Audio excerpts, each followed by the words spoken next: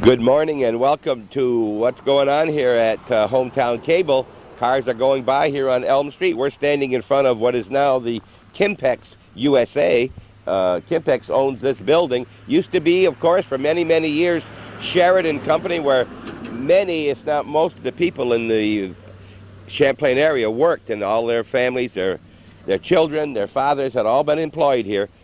And as Calvin just told me, it was in October, he thinks, of 1986 that Bill Whitescarver gathered the employees together on that just inside this second-story area and told them that they probably will be closing here in Champlain in about a year. And it goes without saying that people were devastated and were very concerned what was going to happen. And a lot of things happened since then. The employees, some retired. Some went on to other jobs. Some moved out of the area. Some went with, it was Harris Corporation at the time. Some went out to Dayton, Ohio. And the community did survive. The people from Canada, from Kimpex, bought the building, and they lease out to some 30 to 35 different companies now. And one of the better companies, I shouldn't say better, one of the ones that are a direct offshoot of this company is a company called Prim Hall Enterprises. David Hall and John Prim, who both worked here, I think in the engineering department, possibly. That's the word I had. Formed a small company in Champlain on Clinton Street. And then bought a little small garage-type business up on North Beekman. And from there they moved out to the Spellman Road, the corner of Spellman Road and Route 9, and we're going to go out there right now and talk to those people and show you what has happened and what there is left, so to speak, and where the Sheridan machines go to be repaired, etc. And we hope you will stay with us. And thanks for tuning in to Hometown Cable every night, of course, and every afternoon, 1:15, 4:30, 8 p.m., midnight, and 8 the following morning, and every Sunday night. We try to bring you something on what's going on here to show you your friends and neighbors in the area. And we hope that you stay tuned for tonight. And if you're not already a patron, $12 or more to keep this type of program on the air. Calvin Castine with the camera showing you. Look at the cars here. Of course, this parking lot used to be full years ago. But there's cars now parked in the back. There's some in this area here. And there's another area over here. There's a new attorney. Attorney has moved into this building now. Susan Madden has an office here, and some 30 others. And there are not many that you people would call on individually, but Susan Madden could be one. And we'll get back to you.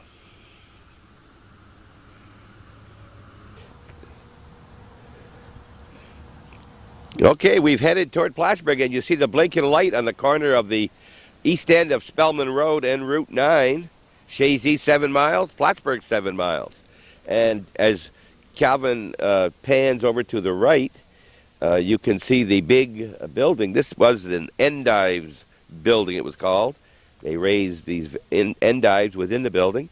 And Prim Hall were very fortunate to buy this property. Lots of buildings. There's over 30,000 square feet. We'll get more information on that on the inside. And they own all the way down, I understand, down to the Northway. There's some 8 to 10 acres here, and of course direct access as an exit here, and it's a prime location. And the business is growing like the apples in the Chazy Orchard right now.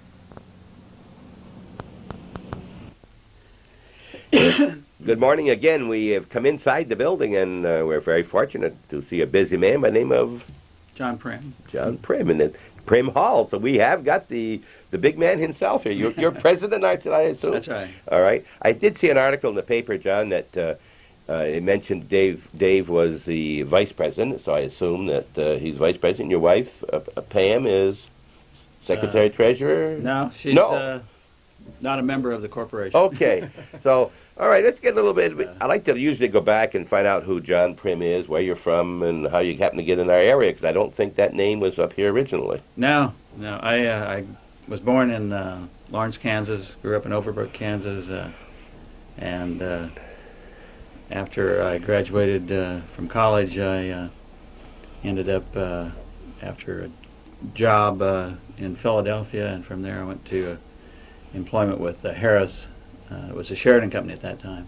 Okay, now you majored in what? Engineering? Are you an Right. engineering degree? Mechanical engineering. Mechanical engineering, and you came to work with Sheridan at the time. Right, it was a Sheridan. So how long were you in working in Champlain?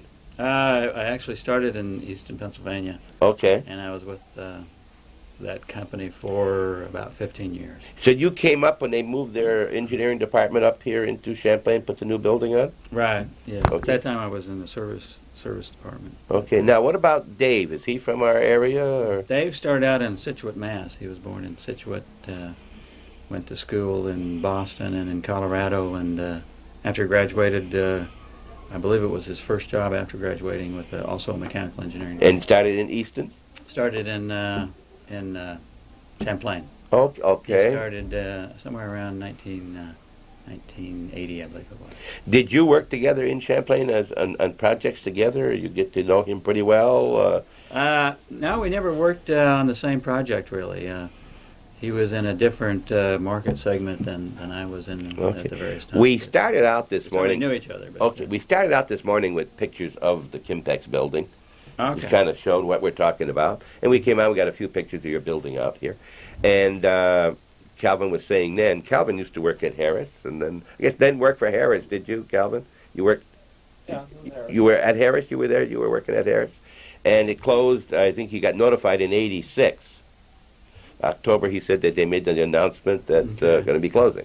Now, had you ever thought of what you're doing now previous to their closing? Had you ever thought of going out on your own?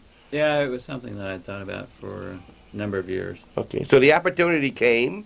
You had a chance to go to, I guess, to Dayton, like some of the others, Right. the engineering department. Yeah, it was an option. Okay. But, Where were you living when you were working in Champlain? Were you weren't living in Champlain, were you? no, I had a home on Rand Hill. Okay, so you've been on Rand Hill. Now, the announcement came, and they said, this is it, and then you find yourself, you don't want to go to Dayton. So what did Prim Hall do at that time? Well, I guess I haven't really spoken to Dave about that specific period, but as far as myself is concerned, I looked at a variety of options, including going to Dayton, and explored some other employment opportunities, and I actually took a job for Rima Enterprises in Huntington Beach, California. And so it was my plan at that time to move from the area to the Huntington Beach, California area. And I actually went out there for a period of a year and worked for that company, and it was a good experience. It was a small company, and so there were a lot of things about working for a small company that I hadn't experienced before that I was able to learn from that operation. It was a very well run Okay. company in many ways. But You Dave, on the other hand, took a job down at Webcraft Technologies down in New Jersey, and it was about for the same period of time.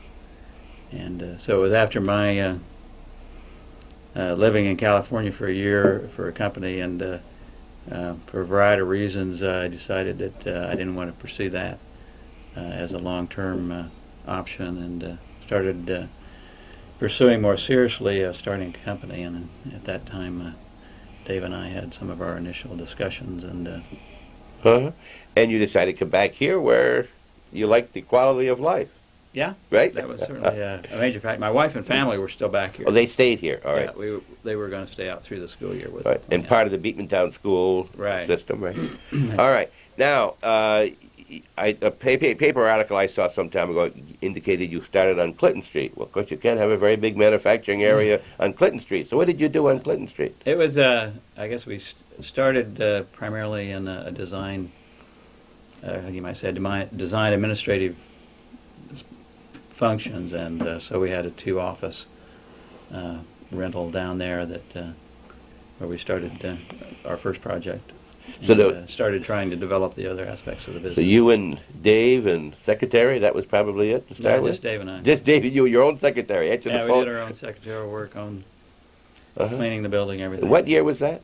That was in 88, June of 88. 88. So we're talking a little over 4 years ago. Yeah. So you've moved from a 2-person office To today, you have how many employees generally in this building? Which is It's about 40, about 38, 40. 38 to 40 people.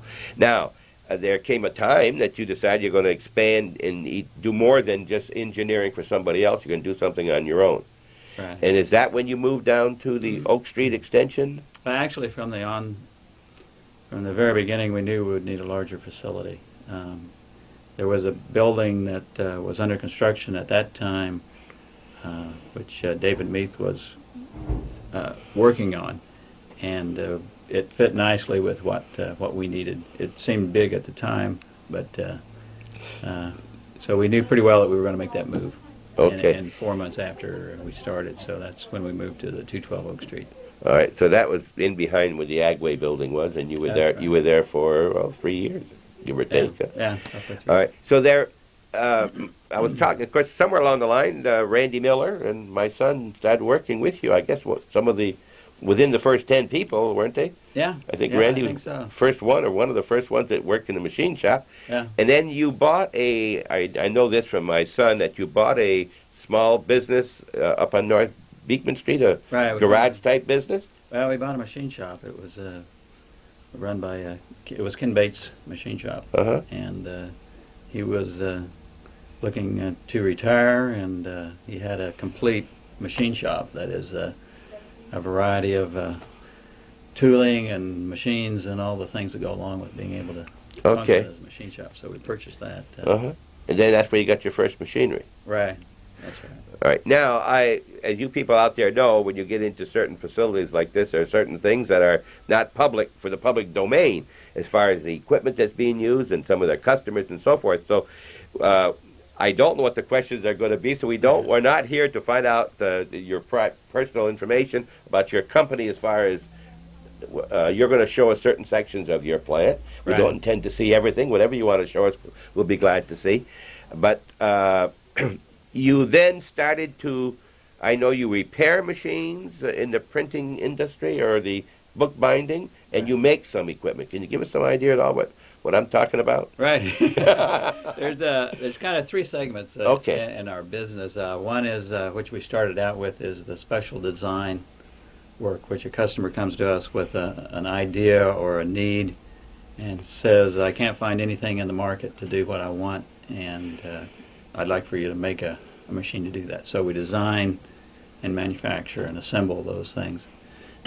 Parallel to that, and similar in function, are our own products, in which we've said we want to design, a hopper loader or a stacker or conveyor systems or one of a number of things, and so we go through the design process, the same steps, only instead of for someone else, it's for our own determination that we see a market out there for Okay. a given product. If you don't- Go ahead. If you don't know what a hopper or a stacker loader and all these things are, I don't necessarily know them either, but we're going to see those outside, and it will clear that up for you as we get out there. All right, go ahead. Then I guess the third function, you repair or... Right, we repair, rebuild, remanufacture existing equipment. Most typically, it's the Sheridan Harris equipment, where we have experience in a variety of Okay. facets. Now, I assume that with all of the employees that worked at Harris, and formerly Sheridan, that you knew these people. They are skilled in what you do, and maybe a lot of those people are working here at your plant. Yeah, about 60% of the people that we have here are former Sheridan Harris Uh-huh. employees. All right, It's and certainly been a major factor in our success is Uh-huh. the skills that they were able to bring forth into the same marketplace. right. Now, this building is practically tailor-made for you. As far as the location is great. You have an exit onto the thruway right down here. And I understand you own an awful lot more property rather than right where the building is located. Is that correct? That's a separate venture, but Oh, it's a separate venture? Okay, but you're involved all the way down to the Northway, correct? right. Yeah. Great location. Yeah, Great we location for you. have some great plans for Good. developing the property. Very good. All right. Anything else you want to tell us in the office here that we should know about before we meet your wife? And Dave's out of town, by the way, today, so we won't see him. Yeah, Dave's down starting up a stacker at a customer site in Bradford, Vermont. It's a new prototype that we're... Are you telling me that when you sell something, you more or less deliver it and open it up and start it for them? Right, we Is that right? have the capability to go out and install and train the people in the operation. That's something that we consider very important. Is that unusual in the industry? No, not really. Not in the market we're in. Okay. You're not talking $1,000 and $2,000 items when you talk about the type of things that you work on. Would that be fair to say? On the low end, an option could cost that. Probably the smallest machine would be $10,000. Okay, up to not that you make, but the big gatherers or the big machines that do the binding of a book can run $100,000, $200,000, $300,000, right? Yeah, you don't make those, but you do repair them. We have some rebuild. Some of the rebuilding of those equipment lines can get into some significant dollars. Okay, Calvin, of course, worked there. Calvin, you think of any questions that I haven't asked you that might come up as far as no? Calvin Castine with the camera, and we're at the one of the new businesses in the county. It's not new; it's 4 years old, 4 to 5 nearly, and it's Prim Hall. And we're talking with John Prim, and he is the president of Prim Hall. And you go by this nice-looking building on the corner of Spellman Road and Route 9 often. You wonder what's here. We don't see many signs outside. Do you have a sign? Did I recall seeing a sign yet? We've been talking to a sign maker about okay. a sign. But well, of course, you're not looking for just driving by traffic anyway, right? No, people know where you are, but there's no sign here. It's Prim Hall. And this smiling gentleman, and we're going to meet his wife now. And thanks for watching Hometown Cable. Thank you.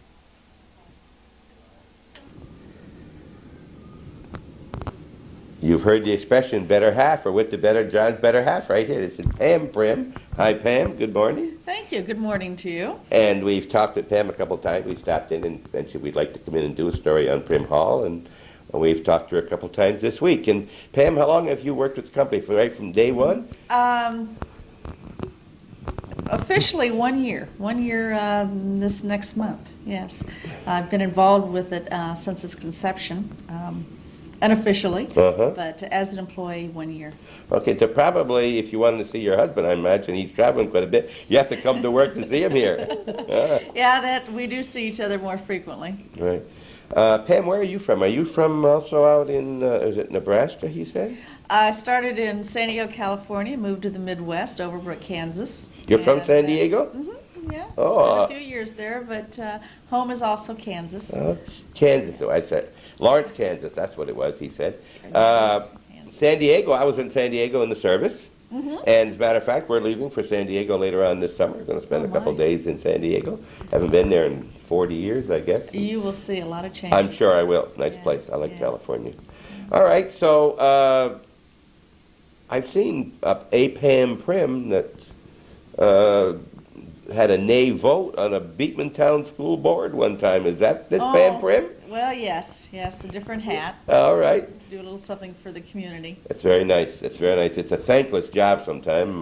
You know, you get out there and you take all of the shots, and it's not much. Well, it's satisfaction, I guess, mainly. Huh? Yeah, it's a very good experience. It's been a lot of fun, and I enjoy it.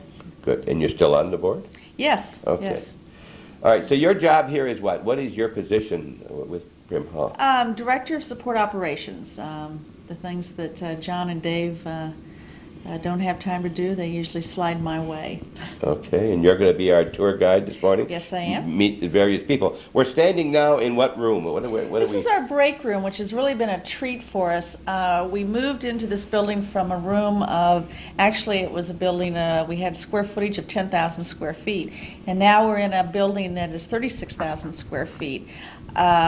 This is a luxury place. Now we have some place to go where we have our meetings. The people can come and have their lunch, and it's not right there where they've been working all day. So it's a change of atmosphere for them. So it's a real treat, and we're enjoying this little bit of space. It's nice when you can have this much room and nobody in here except we two. There was nobody when we came in, but it must be nice to leave your desk, go eat, rather than eat at your desk, like, you know, or it's like traveling in a car with a van and make your lunch in the car and sleep in those vans they have. Yep. It's nice to get into another location. It's good for the people to be able to come here also. You have people that are working in the machine shop, you have people that are working in design engineering, you have people working out in assembly, in the office, and this is a place where they can come and say hi and cross over into other areas too. Do they have a lunch break or a coffee break, so to speak, during the day?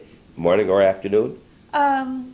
No, As such? not formally. They know when they need Okay. little something to drink or a little something to eat, and so then that's when So they they could- take their break. Okay, they could come in here, get a Coke, sit down for 5 minutes, and go out without any big problem during the day? It's no problem. Usually what they do is they get their cup of coffee and their Coke, and they stand back from their machine or their project, and it gives them a little breathing time to look at it a little differently. Okay. They come in here for lunch. We do have a regular lunch time between 12 and 12:30, but break time is, people are pretty task-oriented, Good. so they stay right with their job. Okay. We're on the north side of the building, and about midship, so to speak, more or less, on the western end, I believe. We're going to go out. We're going to go out into the hallway. We're going to go down, and I guess we'll go down into the engineering department area. We're in the process of some renovation. Okay. So where we're going now is where the designers, engineers are currently, and they'll be shortly moving upstairs. Okay, that's just around the corner here. Well, I don't see a lot of drawing table, but we're in the engineering department. Is that correct? That's right. We've moved from drawing tables mostly to computers, and Dennis is working on a project. Also, we have Wendy Domain. Okay, there's nothing we shouldn't see on that screen, is there? That won't tell us anything, really? Dennis, is that pretty confidential Anything that we should, stuff? confidential we shouldn't see, no? This is Looks like a fine. ping pong Okay. table, Dennis. I can make it look a little nicer for you. You can? What is that you're doing? Let's see. I'm designing a guard for the hopper. And you designed it all on the computer? Yep. Yep. Make a three-dimensional picture of it before we drop a detail and then Uh-huh. order the detail. And then when it's done, you can print it up, right? Look Yeah, at this. There's a. Well, you didn't just Yeah, do it that. That looks was like- done ahead of time. You had it in memory. No, we just. I mean, dream it up. Here. You didn't dream it while I've been in this room. Come on here. You have to draw each one of those lines, right? Yeah, that's correct. Yeah. All right. That's what it's going to look like, basically. Mhm. It's a guard. That's correct. And you want to keep those guards on to keep it safe. All right. And, of course, computers are a big thing today. Is this a special computer or just a program that's different? It's an IBM compatible. We use AutoCAD. Okay, so it's, Yeah, AutoCAD. the program is what does it, and yourself, your knowledge. Mm-hmm. Okay, well, thank you, Dennis. You're welcome. All right. And you did say who the other lady was here? Yes, this is Wendy Domain. Wendy And, Domain. Hi, Wendy. Wendy wears a couple of hats. She's liaison in our engineering department between engineering and production. She also works into our purchasing. So she's adds a link between several of the departments or components. How long you been here, Wendy? Over 2 years now. You have been. Well, they're starting to get you're an old timer in this 5-year-old Very business, much. huh? Getting up there. All right, now, is this you're not doing designing on this machine? No, I'm All putting right. together parts lists, Okay. which is what tells our purchasing people what we need to buy to Mhm. build a machine. So the designers design it, I structure it into parts lists, and then Right. we.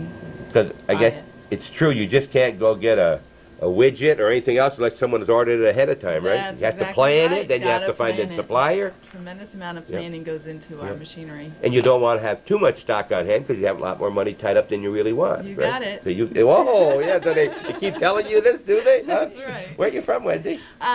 Originally from Boston area. God, they've all these imports coming in here. Right? So how did you get into our area? My husband was born and raised in Plattsburgh, so he came back, and I Yeah. joined him. Oh, right. That's why. All right. So Yeah. you didn't. Prim Hall didn't go get you in Boston. No, I went and found them. Okay. Well, now when they moved out here, you're one of the people who made it further from work than you were before. Oh, well, no, I'm about the same Is distance. that right? I'm in the Morrisonville area, right. Beekman Town, so it's pretty much the same Okay. distance. Well, thank you for talking to us. Well, Hometown thank Cable. you. All right. This is what you see. There's three. Now here's another. We don't know what it is. We don't really care. But there's another drawing. This looks more like a drawing that I know. But there it is. There. And there are more people that work in here, obviously, than Yes, these two, right? They're often out on the floor, following up some of the projects that they've been working on the. Okay. Yeah, I guess that's part of it. You got to know to see what happens, so you can kind of follow through. It must be tough to do just one part in the middle of a job and never know what happened in the beginning or what happens to it afterward. It's nice to get out there. What we try to do is make it so that doesn't happen, that we're not isolated, that we don't work in columns like this, that there's a matrix and an involvement between the design, the assembly, the machine, the shop, so that you're not just working on your little components.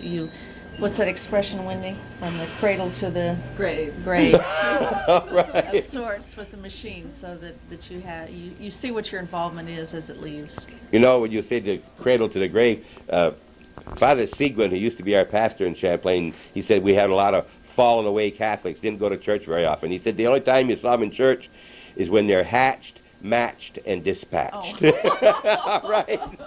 And that's the cradle to the grave. But there's a middle one. All right, we'll be right back. We're going to move out of the engineering office. We're talking with Prim, and be right back.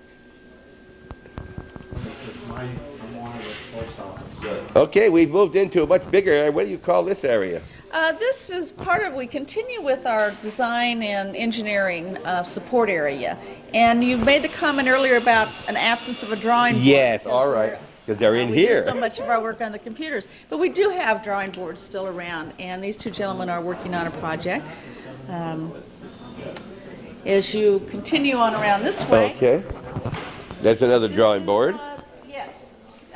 We also have a gentleman who takes care of our parts department. Mr. Bobby Gay is in this area. Mr. Bobby Gay, my wife's brother. So oh yeah, we know these people here. We know we're going to meet my son Tommy along the way here too. Now, have you made any structural changes in this part of the building? Or for instance, was this office here before? This like is that? Here. We've really done very little in terms of cosmetics. Now, the area that you're standing on, it's a brighter or a lighter cement area. That was a trough, and in the endive business, this was the packing room, so that the endive would come through on a conveyor into this room, and then the people would pack it up after it had been washed. So all of this was filled in. This was a trough. Or That's we call the only change in here. all our farmers who are watching, it's more or less like a gutter. We call it a trough. You can also call it more or less a gutter, although was the water running through there, or the endives themselves? There was potential for the water to drain through there, and it was hooked into a drainage that emptied outside. Yeah. What a great space. Just space is so great to not be crowded in, huh? It's wonderful. Really Absolutely. enjoying it. If you'll move All right. on this way, typically what we do in a tech lab is develop the prototype of a machine that we're working on. So you've gone from the drawing board on a new product, and then we'll go ahead and put one together in here. And this is one being put together now. I don't know. Well, Corey? Yeah. What's this particular machine called? Gather diver. What it does is it takes the material, the product is coming off the press, it gaps it into bundles, and then diverts it to different stackers. It's a high-speed piece of equipment. Okay, and this is one of your machines designed and made here, right? So some of your machines that you're making, as John mentioned, specialty for certain people, you may only make one of a kind or two of a kind, right? Yes. And others you make for production, so to speak. It's something that would be used by more people. That's right. Okay. And do you paint this here too, or do you buy, like for instance, this has been painted and all? Yes, we have a vendor who does the painting. We do not do the painting here. Does it outside, all right. In the back in here we have our electrical sub-assembly area. Okay. And for instance, on the floor are some, I guess they're motors that will go into some units. There's a group of the motors. So once the motors have arrived here, then they would come to the sub-assembly area, electrical in this case. They would be wired up before moving on to the next sub-assembly area. Okay. Now, who decides that they want this motor rather than the motor on the other end for that machine? Is it the engineer who designed originally? Exactly. It is. Okay. All right. I am not an engineer. I'm not into mechanics much. I don't know where my son got it, but all right. Now, this gives you an idea of space. This looks like a hangar for an airplane. This is your main assembly area. floor.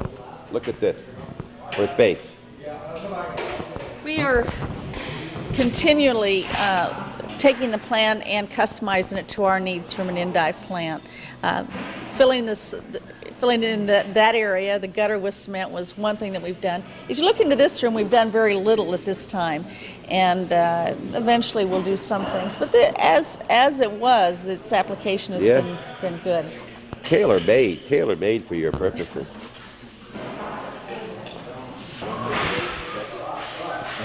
We're back into the engineering extension room where we are going to meet somebody, I understand, here? Yeah, we have two gentlemen over here. We have. You're not going to meet anybody. Oh, Yeah. come on. They're so friendly around Prim Hall. Yeah. This is Jim Malloy Hi, and Tim. Randy Hemingway. Yeah, And they're working on a project on a drawing board. Randy has some interest, I understand, out in Ohio. Yes. Is that right? Youngstown, Ohio, right? Cleveland area. Cleveland, all right.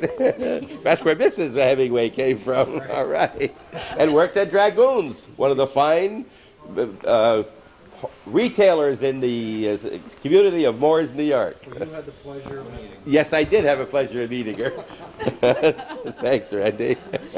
Okay, now what I'd like to do is get Tom, who's been the main designer on one of our projects that we have now, and have him walk through the main assembly area with Okay. us so he can answer some of your questions. And His name is Tom? Tom Myers. Myers, all right. Right now he's working with somebody from... Somebody That you from, might yeah, know I might quite know this well. guy a little bit. Yeah, well, maybe we'll meet this guy while we're right here. Here's a guy. You before. What is your name, young man? I'm your. They often refer to him, not say, are you Tom's dad? They used to say, is he your son? Now am I Tom's dad? One of my One sons. of them. Yeah, one of them. You I know what haven't met my other one yet. You know what I tell people? They say, how many children you have? I said, I have 3, all boys except 2. Oh. All right. All right, you've been here how long, Tom? 2.5 years. Well, yeah, It'll be you- 3 years Halloween. Okay, and your Pretty job? scary, huh? Yeah, no, your job is what? I'm a machinist and in charge of quality control. And how long were you at Harris and or Sheridan? 5.5 years. Okay, so you've been in the machine business, and you went to work for GE for a while? and do Burlington, machine 5 work? years. Okay, he's the mechanic in my family. I'm not a mechanic. And this is Mr. Myers right here? Yeah, Tom Bob Van, how do you do? All right, thanks, Tom. You want to finish up what you're doing first? appreciate it. All right, we'll be right back. I guess we met Tom Myers on camera, but we didn't find out much about you. Where are you from, Tom? I live down in Cumberland Head. You been in this area before?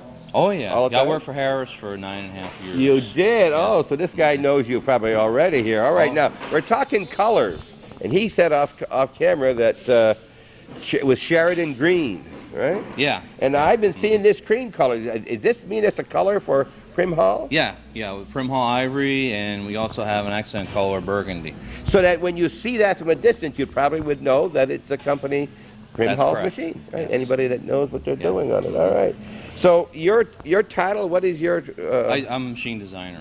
machine designer? All right. Now what machine am I looking at right here? I see 5. Are you building this for stock? Yeah, well these are sub-assemblies that we're building up for quad graphics, and this is the first part of the process, and they move down further and they put on the rest of the top part of the machine. And this is an order that we have. That's an ongoing order. We sub-assemble 12 machines at a time. All right. So you're telling me that, but you do the whole thing from design to build it all here and send it out ready to go. Correct. When you mentioned the first what did you call it? Sub-assembly? I thought maybe you sent it to somebody else and you were working like a contractor for somebody else, but you're not. No, All right. just different stations in the Okay. building. And there's your burgundy wheels, I see. You got burgundy wheels on here, huh? All right, so this is where you'd put it together? Yes. Do you make all the parts here? Or do you buy No. You buy We parts? make most of our machine parts, and we sub out for all the sheet metal. All right, now I guess for people out there like me, what do you mean by machine parts and sheet metal? Anything that's flat like this? Yes. Anything that is bent and thin gauge metal would be considered sheet metal, and shafts and blocks and rollers, those type of parts are what we call machine parts. And you buy those from somebody else? They make them for you? No, we This is somebody purchase else's. the sheet metal. You yeah. give them a contract. They don't just Correct. make those generally. They give a design and they make it for you. Yeah, we All right. submit drawings to them, and they make our parts for our Okay. print. The wheels would be also purchased? Yes, those are okay. purchased So parts, those are probably a stock item with that company, more or That's less. correct. Oh, okay. Yeah. All right. These lockers, are those for the people, or is that you keep parts in there? I guess that's a wall right now. That's a wall. Okay, that's a wall. All right. It has dual purpose. It has a dual It purpose? has dual purpose. It's a divider. It's a wall, it's a divider, and it's also someplace where each person has their own property. Now, I'm looking here. I can't help but notice this beautiful tool. Now, does that belong to the individual? Or Randy Hampshire. is that Randy's own equipment right here? That's yours, Randy? This thing here? You bought this yourself? If I gave you $4,000 for it, would you sell it? In other words, it costs a lot more than that, right? I'll probably get about 15,000 invested. Are you serious? Between the box and the tools. They don't even give you a screwdriver? You got to buy your own? That's usual in the trade, I take it, right? But look at this. This is it's a snap-on, but look at all drawers with everything in it. You can't do your work without having the equipment, and I've never seen a nicer one anywhere that I've ever been. Now, did you start working here, or did you have a job before this where you used this? No, I started out as working on diesels. I worked for Decato Brothers and for the 1187 truck stop. Okay, so that's where you had your... Well, I didn't buy that till I came here. Yeah, that takes part of your time. Right? That's beautiful, beautiful. You need tools. Now, even back at Sheridan and Harris, each person had their own toolbox. Yes. Right? With all their own tools and their own, what I want to say, drills and calipers and so forth. And you keep it locked. Make sure it's yours, see? All right, now that's the kind that I usually see over here. But that's a beautiful, I had to notice that. All right, now there are machines along the side. Do you do some of this work in here, or do you have, I thought you had a separate machine shop. Well, these machines are here just in case we need to touch up some parts All or right. something real quick. These are not used for production. Okay. Now, where do you store the sheet metal that you purchased? Where is that stored? It's not, I don't see any stacks of it in here anywhere. Well, as the parts come in, we have them at the loading bay, and we send them out to be painted, and then they get assembled. We have no control over batteries that die, so we just got the machine to be sent out, the sheet metal to be sent out to be painted. And then it comes back here, then you immediately start assembling. Yes. that's And you're correct. making 12 at a time? Yes, right now we're building cycles of 12. And these are already a contract for all of these ahead of time? Yes, these machines are already sold. All right. How long would it take you to build 12? We try and shoot for 2 weeks. Is that that soon? Yeah. All right. Pam, on a contract like this, do they make a deposit ahead of time? You wait till it's all made before you can get paid? We like that. We like You like to have get a little bit of deposits, deposit. sure. I would think you We don't build machines that are stocked. We build per order. So as Tom said, you try to time everything that goes into that machine to arrive just in time for assembly. Once the design has been completed and release has been given. right, that's one of your functions. Make sure that or at least coordinating the people who decide this. No. No? Wendy Domain, it's a team. Okay. A lot of people are involved in that. It's a team effort to do that. Okay. It's I told you earlier that we really try not to keep in columns, but to work in a matrix. And so once a job is released or a job is sold and contracts are signed, then we start on the design work, and then there's then as soon as design work begins, the parts that require a long time to get them in are released immediately if possible, so that purchasing can then start on that and juggle that timing. Wendy Domain has been helping with we that. met her earlier. When let's say you got a contract, you get a contract in January sometime. How long would it be before that everything is done and back to that customer? Can you do it within a year on a sale like this? A typical backlog for us is 3 months, and that's from conception to shipping it out. That's what we really try to adhere to. Okay. We're getting better at it, and that's what we're shooting for. We try to continually improve. And this is one of your own machines right here that was Yes, it's designed our own here. design. And this could be something that could be sold on a continual basis? Oh, yeah, around the world, This is yeah. around the world even. Yeah. Oh, you do have customers around the world, so not only United States. Potentially. Well, but you are selling it to Canada and other places, right? yeah. And you sell Yeah, to Germany, you're selling to the book and or magazine, what do I want to say? The printer, Binding. the market, right? The binding trade, right? Yeah. All right. And what does this machine do what's it going to do? Should we take you on down and show Okay, wait, we go see a completed one? Okay, all right. Now, this is what it looked like as it goes, being assembled here. And the pieces go, and I wanted to show you down here as we were off before. Let me just give you an idea of, you're not talking, you see a big machine, it has to start from something small, and here, tell me what this is, Tom, right here. That's a small roller. All right. We run a belt around that, and Right, now there's a Ball ball bearing. bearings are in there, right? Correct.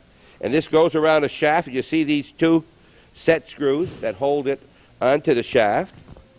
And that has to be done by, you don't make these here, do you? No, All right. these are purchased. That's right here. purchased. Yeah. And you'll see here is a series of them. That's a finished subassembly. Now, that's the sub-assembly been put together with 9 of them, I guess, on here. Yeah. And it starts there. Then this is put on right along the way. Jerry Saya over here is doing that. We know Jerry from Altona playing ball. He used to be a good ball player years ago when he was young. When we were both young, Jerry. All right. It sure was. How many years at Sheridan, Jerry? 22 years at Sheridan. There's a lot of experience in this kind of a field of machinery, right? Yes, that's 9. correct, yeah. Calvin's got 9, but he's not working here. He's working pretty hard right now, though. All right, Tom, tell us else as we go. Tell people what this is. People don't know what this is, maybe, right here. Oh, that's for moving pallets around, a pallet jack. All right. You can slide that in underneath the pallet and move heavy pallets to different locations in the building. Yep, it rolls very, very easy. This comes down, moves around. This will pick up. There's a way you jack it up. It goes up 3, 4, 5 inches, just raises it up and moves it around. Right here we have part of our inspection. When the parts come in, we like to take a look at some of the parts and make sure that they're all to specification and they're not damaged or they have the correct finishes on them and All so right. forth. How many would you inspect out of a dozen things? Do you inspect every piece? No, No. we don't inspect All right. it. We don't have time to Okay, inspect so let's it. say out of a dozen or 50, you would We 1 might out of take a look, 10, one or 1 out of yeah. 10, that reasonable? All right. Now this is an assembly you put together here too. Yes, that's a leg assembly right there that will go on to You the see, hot loader. over there, we've seen there it is on the bottom. This is it here being assembled, or it has been assembled. Now, will be inspected. Are there inspections as you go along the way? No. No. Okay. No, this is finished, and we know that Okay. everything's okay with that. All right. This is something I think you should note, that you don't have the regular octagon or hexagon bolts. You have one with a... It's a button head cap screw. There you go. It's a button head cap screw. And you use an Allen wrench or an Allen wrench type design. And this is a very hard, much harder than the average, No, it's just mild steel. Okay. Yeah. But it's been blackened, so it has a nice appearance on the outside of the machine. Because Instead of it using won't a hex- rust? Correct, Right? it won't Okay. rust, and it has a more finished look than using, say, a hex bolt or a cap, what they call Okay. cap screw, which is a little larger. All right. I see a lot of colors over there. What are all those colors? Well, those are the bins where we draw our hardware from. Those are all different size nuts, screws, washers, shoulder bolts, Yeah. pins. Ron is Yeah. one of the people responsible. Yeah, this guy, his name is Ron, and he's got a last name that don't even spell like it sounds. Ronnie Foy from Champlain originally. Where are you live? Champlain or Rouse's Point now? Born in Champlain. And you still live in Champlain? No, I live in Rouse's Rouse's Point. Everybody moves to Rouse's Point. Why? Better water? What's the trouble? Better water, cheaper electricity. Want to be close to your son. Yes. All right. Ron, how long have you been here? With I'll be 3 years next month. all right, and at Sheridan and or Harris? Just a little shy of 29 years. He's a lot. Look at here we are together. Look.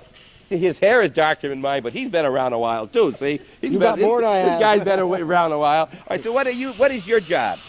Assembly. Assembly. And you're getting things out of those bins and so forth. Right, I keep track of the right. hardware. And then you refill, you reorder as correct. part of your job here. That's all correct. right. He's also looks after some of the tools back here and makes sure that they're safe and the guards are in place. And he's also organized this, and as well as I mean, this is something Ron put together. Okay. You know, just use this, and so he has a real You way see? of taking things and making it easy to use, makes it more efficient, so that we don't take time picking up things, right, Ron? Yep. And stays within the budget. You'll notice. See that Well, right here, right? Right, Ron. Well, they're just the empty boxes that the bolts come in, Yeah. and I keep them. And when the fella needs 15 or 20 bolts, you don't have to put them in a rag or carry them in his hand. He's got a little box. Okay, so he just pulls the box out and uses it and takes That's them where he's correct. going. Then he brings it back and throws it in? If he wants. If he wants. If he I hope don't- so. All right. If he don't, he throws it in this big one right here. See? Thanks very much, Ron. All right. Thanks, Ron. Calvin brought up a question. He asked us if we use many castings made out of iron. And we use some castings on the case maker, but I'd say the majority of our parts are fabricated parts made from sheet metal.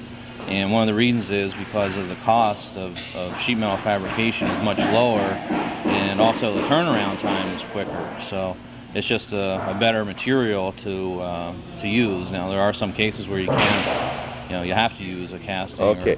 Now there are a lot of people out there who don't know what we're talking about when we say castings. Now, as Calvin mentioned, in Champlain, the Champlain Iron Works started with a foundry. Yes. Where you actually tell us about casting. What do they do? Okay, casting, you make a mold, and you melt iron down, and you pour the molten iron into the mold and let it cool, and then once it's cooled, you take it out and you have your rough part. Okay, and from that don't casting, forget that rough part. Yes. And from your casting, you take it into your machine shop and do the proper machine surfaces and threaded holes and through holes and bores, and then you have your finished part. Okay, now in Champlain, they had a foundry up until the late 70s, the middle 70s sometime, early 70s, and I think George Cameron was very active in the foundry and many others, and then that went down and they started to buy their castings other places, right? They were still using castings, and they found it was easier that way or quicker or whatever, not as much money invested. But when you talk about, yours is metal. For instance, you would never have a casting like this, would you? No. Never. No. Okay, that's not a type of a casting you would use. The big heavy parts were the casting, the big main, a block of a car, for instance, right? Yes. The big block, that would be a casting, the head and so forth. All right, what are we looking at here? This looks like skis at first. Well, those are stainless steel side guides. Again, that's a piece of fabricated sheet metal. They have what's called a weld stud welded to the side of it, and that's used for fastening the guide onto the hopper loader. Okay, so that goes on the machines we were watching at your building. Yes, that's correct. Right. This is the electrical box, I take it? That's electrical enclosure. There's nothing in it now. There's nothing in it We will right see now. a more completed one as we get down along the end. But this is what happens, and all this has to be put together. It's like baking a cake, only it's not so warm in the kitchen. Okay, as we go along, you see some more parts. Here, you got some more motors. Yeah, these are purchase parts. This is right here is a motor that's bolted to a gearbox. This is the gearbox right here, and we use that to drive our conveyor belts on the hopper loader. Right. You buy both of those units separately, Yes, and then you assemble them here. Yes, that's correct. Okay. Wiring to put your machine together along the way. Yes. Now they're sawing wood. The machine has no wood in it, does it? No, What are you that's doing? being used for shipping the machines and crating the machines. You do have to do that, right? Yes, So yeah. how do you ship out? Truck? Yes, we Well, use a truck, a 45. And they're loading a truck trailer. right now, Yeah. right? You don't want them to move around. All right, we'll just look in here. Maybe you can see the back of this truck. They're doing something inside now. We have some pretty good carpenters here too, and Bernie Poisson and Larry Bowers to help. They're also assembly people, but they do the crating and build the pallets and make sure the machines are stable on the machine for shipping to make sure they don't tip over or bump into each other. The important part is to get it where you want it, the way it was when it left the that plant, is right? correct. That's can be tricky sometimes. I would assume just a little bit of a jar, but a push against something could take it out of alignment, and you're in all kinds of trouble, right? That's right. Yeah. So is this shipped all together, and will that be shipped all in one piece? Well, you can see there's two pieces to that machine. The hopper loader is the front part, and the rear is the extension. And there's what's called a quick disconnect, and there's a clamp. You unloosen the clamp, and they just pull apart, and they'll be shipped in two individual units. All right, and this is not a finished machine right there. Yes, that's it's a all finished finished machine right there. Maybe we'll go over and talk to this gentleman and see what it's balanced very well. He had this going up. This is turning right now. Bertie Poisson. Hi, Bertie. Hi, Bob Venn, fine. What are we doing here? We've been watching the various components put together, and we've seen the various components. What is this going to do? Are you testing it now? Right now, we're giving it a quality check. We ran them for 16 hours plus, and right now, the electrical man's working on this one behind me here. He's leaving. We're going through the mechanical checkout and electrical checkout, which is a QC test, to ensure that all the functions are working properly. Like you notice, if I bring this up, it'll stop. All right. Now, why would it do that? Well, because when the operator's got to make a change, he's probably going to change the height of this. They can change the height of their pile by moving this lever here back and forth, because that's a weight. That weight is going to determine where it is. Okay. So we want the machine to stop whenever...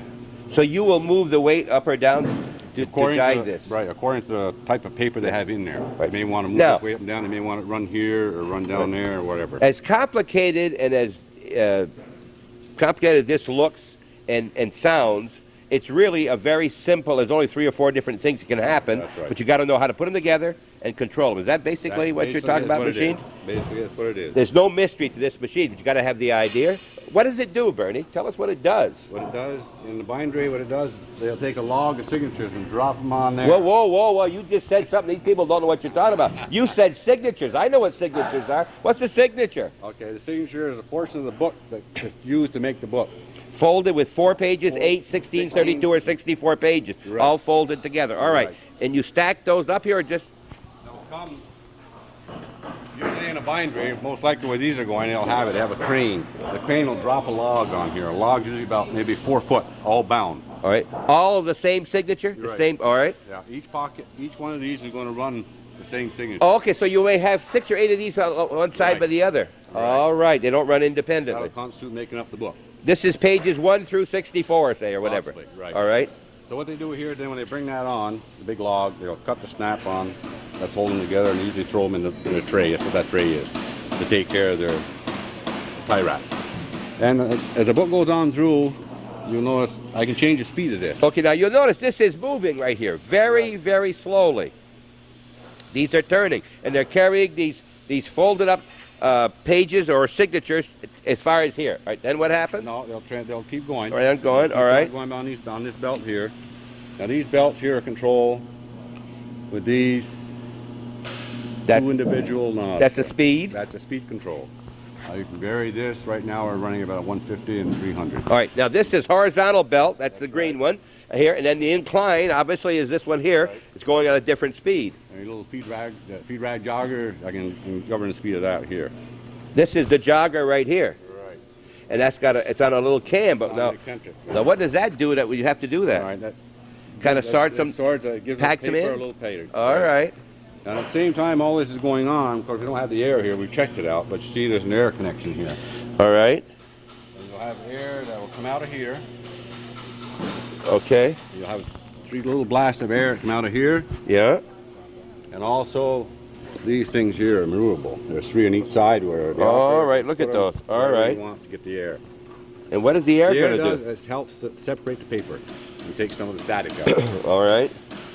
So there's air blowing on there. Why would you have belts here and a metal over there? Is there a reason? Yes.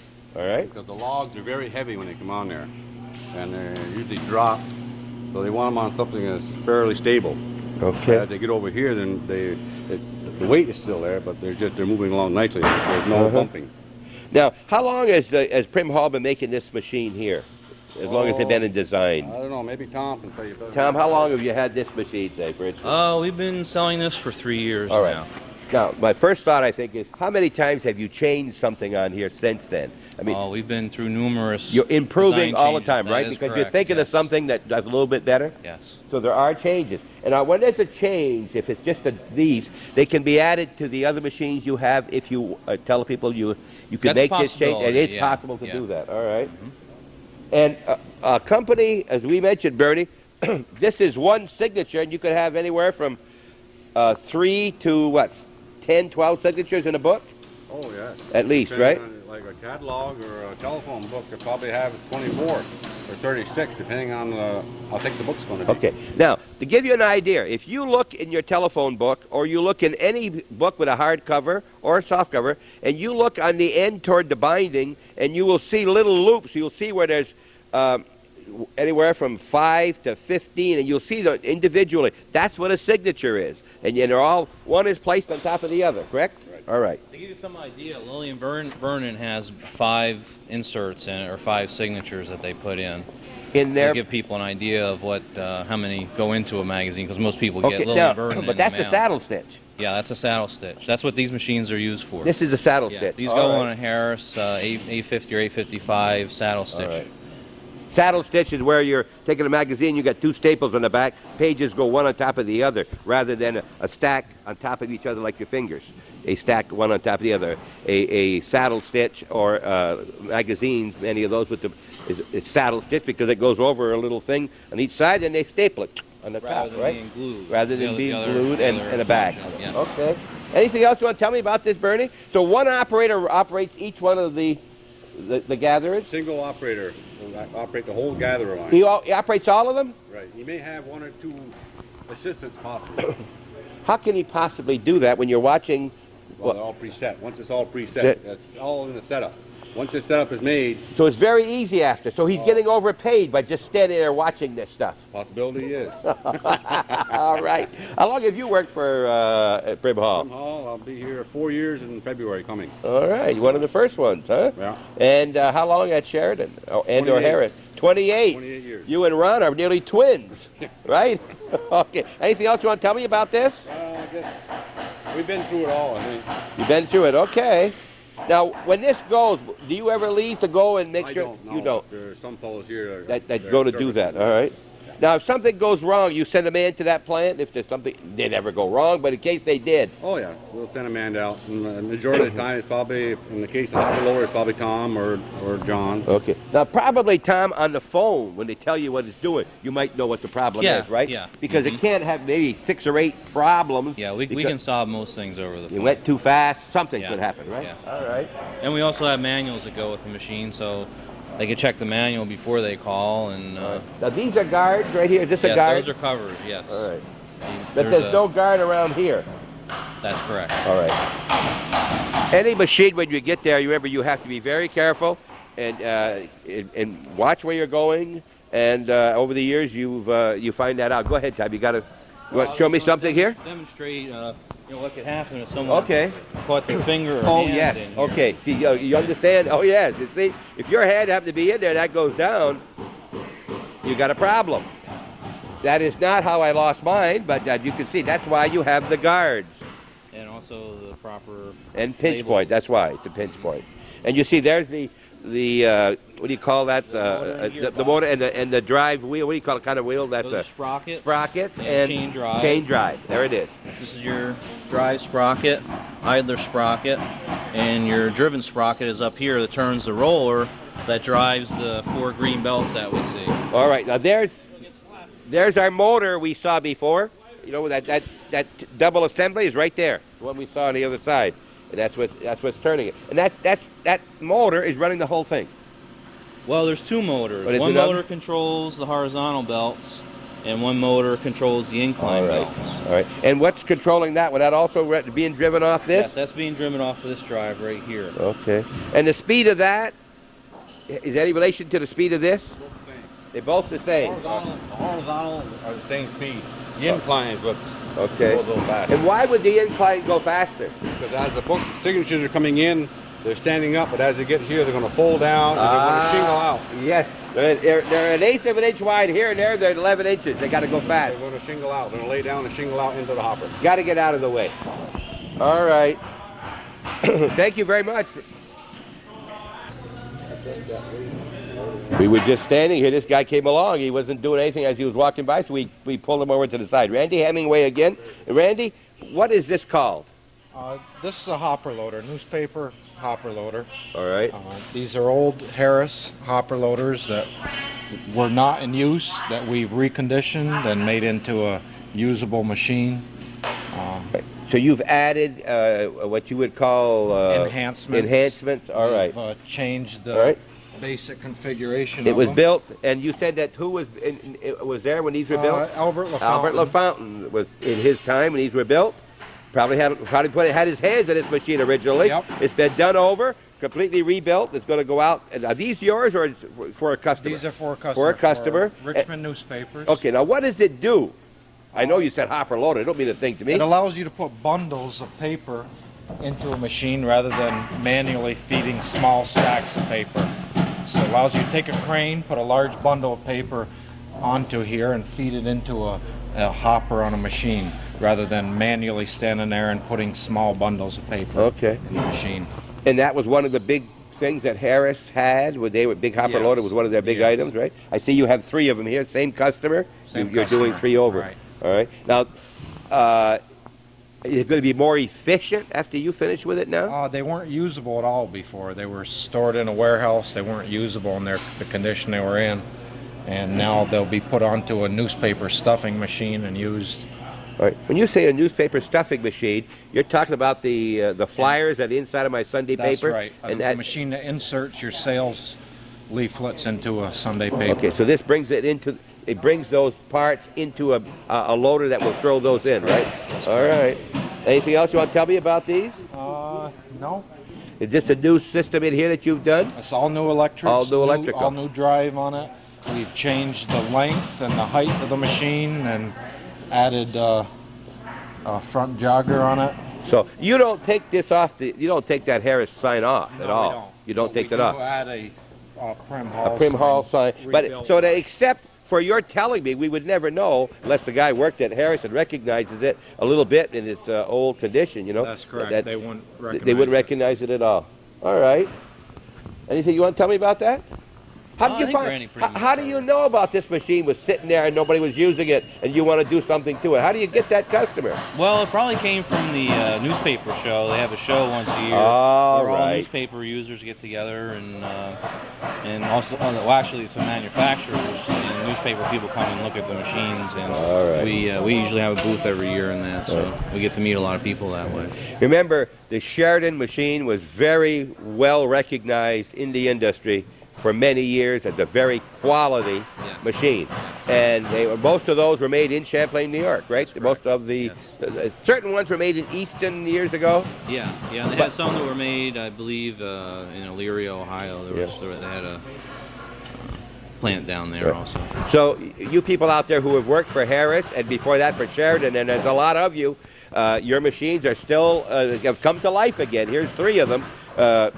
They're Prim Hall cream color instead of Sheridan green, but the basic idea for this machine was a Sheridan, and maybe John Zerlo had a lot to do with that, maybe way back. Yeah, that's John Zerlo Sr.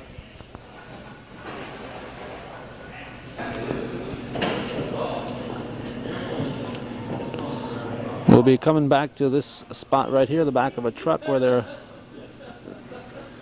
loading in machinery, and we'll be getting back here as we get further along into this. I wanted to show you this before they were filled up, however. They told me that they've fixed this machine ready to travel. Now, it looks to me like you haven't done an awful lot to get it ready to travel. You've got wrappings in 3 places. Tell me about that. Okay, we've wrapped this portion here because this moves up and down, and we also wrap that there to keep these arms from bouncing around in the truck. Okay, and also the control enclosure. This machine is going to be shipped directly from Prim Hall to Wisconsin. There's not going to be any stopovers in between, and if there were going to be stopovers, we would ship, we'd call it common carrier. We would make a pallet for it, and we would wrap the machine and protect the machine much better than what you see right here. Okay, but that'll because do the it's going job. from point A to point B, All right. this is sufficient. Okay, right now. 2 things. That's the other part behind, and it joins together with this one very easily. Is there any big, there's no big... No, it's very simple. All right. You can just pull it up, and there's 2 clamps on the side. Yep. And it just meshes together, and off you go. Now, the other thing, I noticed it's on wheels, so when it gets to its location, it'll stay on the wheels? Yes. And it doesn't move enough that the wheels would bother it. You can lock those wheels in place? We can lock them, and also what we do, we put 2x4s down on the floor of the truck to No, I was keep it thinking, from- okay, but I was thinking of where it's going when it gets to its location, where it's going to be used. Does it need a better... No, this is designed to be a portable unit. All right. Okay, and this can move from line to line. Big places going to, like Quad Graphics has 15, 20 different stitching lines, and they might have a need for it at one line. They can take it off and move it to a different So they do location. move them? Oh, yes. Okay. Yes, that's correct. And that's one of the good things about it? Yes, that's one of the... Right. yeah. What usually happens to all that open space in here? Do they do something at the factory where they're going to use it? There's an awful lot of space underneath here. Okay, right Can here, that be used? This can be used for storage. They can put tools here. They can put different guides and things that they use on the inserter, they can store them right underneath there. There's a lot of different parts that go on the machine that they use for different products they might not use all the time. So they can. All right. Now, I want to make sure that Pam, I want to make sure that when you see a Prim Hall Enterprise sign on here, it does not necessarily mean that you manufactured it from scratch. This one you did. The ones we just saw means you have made a complete overhaul to it and revised it in some way. We've enhanced it. We've improved its efficiency, its operation, All right. using our own technology. Okay. This is one that this is our own Prim Hall product. We have this patent. Right. And how many machines do you have different with patents, complete machines here? Two. Give or take. Two. All right. And you can. There's enough people in the United States and the world who could use those to keep it going forever? well, that's a great thought. I hope so. All right. In other words, this isn't something you're going to buy very often. Once you sell a company 12 of them and they only need 12, you're not going to get back to him for a few years. That's right? probably a good point, yes. But often they're large enough that if they buy 12 and they find that it's working, then they're going to add more to impact the efficiency. Because they know if it's Prim Hall, it's going to last a lifetime. You bet. All right. There's also thousands of, I'd say maybe 1,500, 2,000 saddle machines, and each one of those machines could have up to 16 positions where you would put a hopper loader. So really, it's a tremendous market, because if you multiply that times 1,500, okay, so that's a large number. Yeah. Now somebody else makes this kind, excuse me, not that kind, but that type of a machine that will do this type of a function. Yes, that's correct. So you have competitors. Yes. How many would you say there are? Right now, I think there's probably about 9 or 10. 9 or 10. So you're competing yes. not only on price, but on quality and what it can do, efficiency, correct? That is correct. All right. So you're all out there trying to get the business, obviously. When we got into the business of hopper loaders, I believe there was only 3 or 4 at the time, and I think a number of people identified the market. Yeah. Is that a big thing out of Japan today? No, hopper I don't loaders? think there's... No? Germany, most of Europe? You have no, much I Europe? think most of the manufacturers United States? onshore, yeah. Is that right? Okay. And here's a 4-year-old business, 5-year-old business that's getting their share of the business and making a big movement into the graphic arts trade. Is that the right word? Graphic arts trade? God, I've learned a lot. I've only been here a little over an hour. Be right back.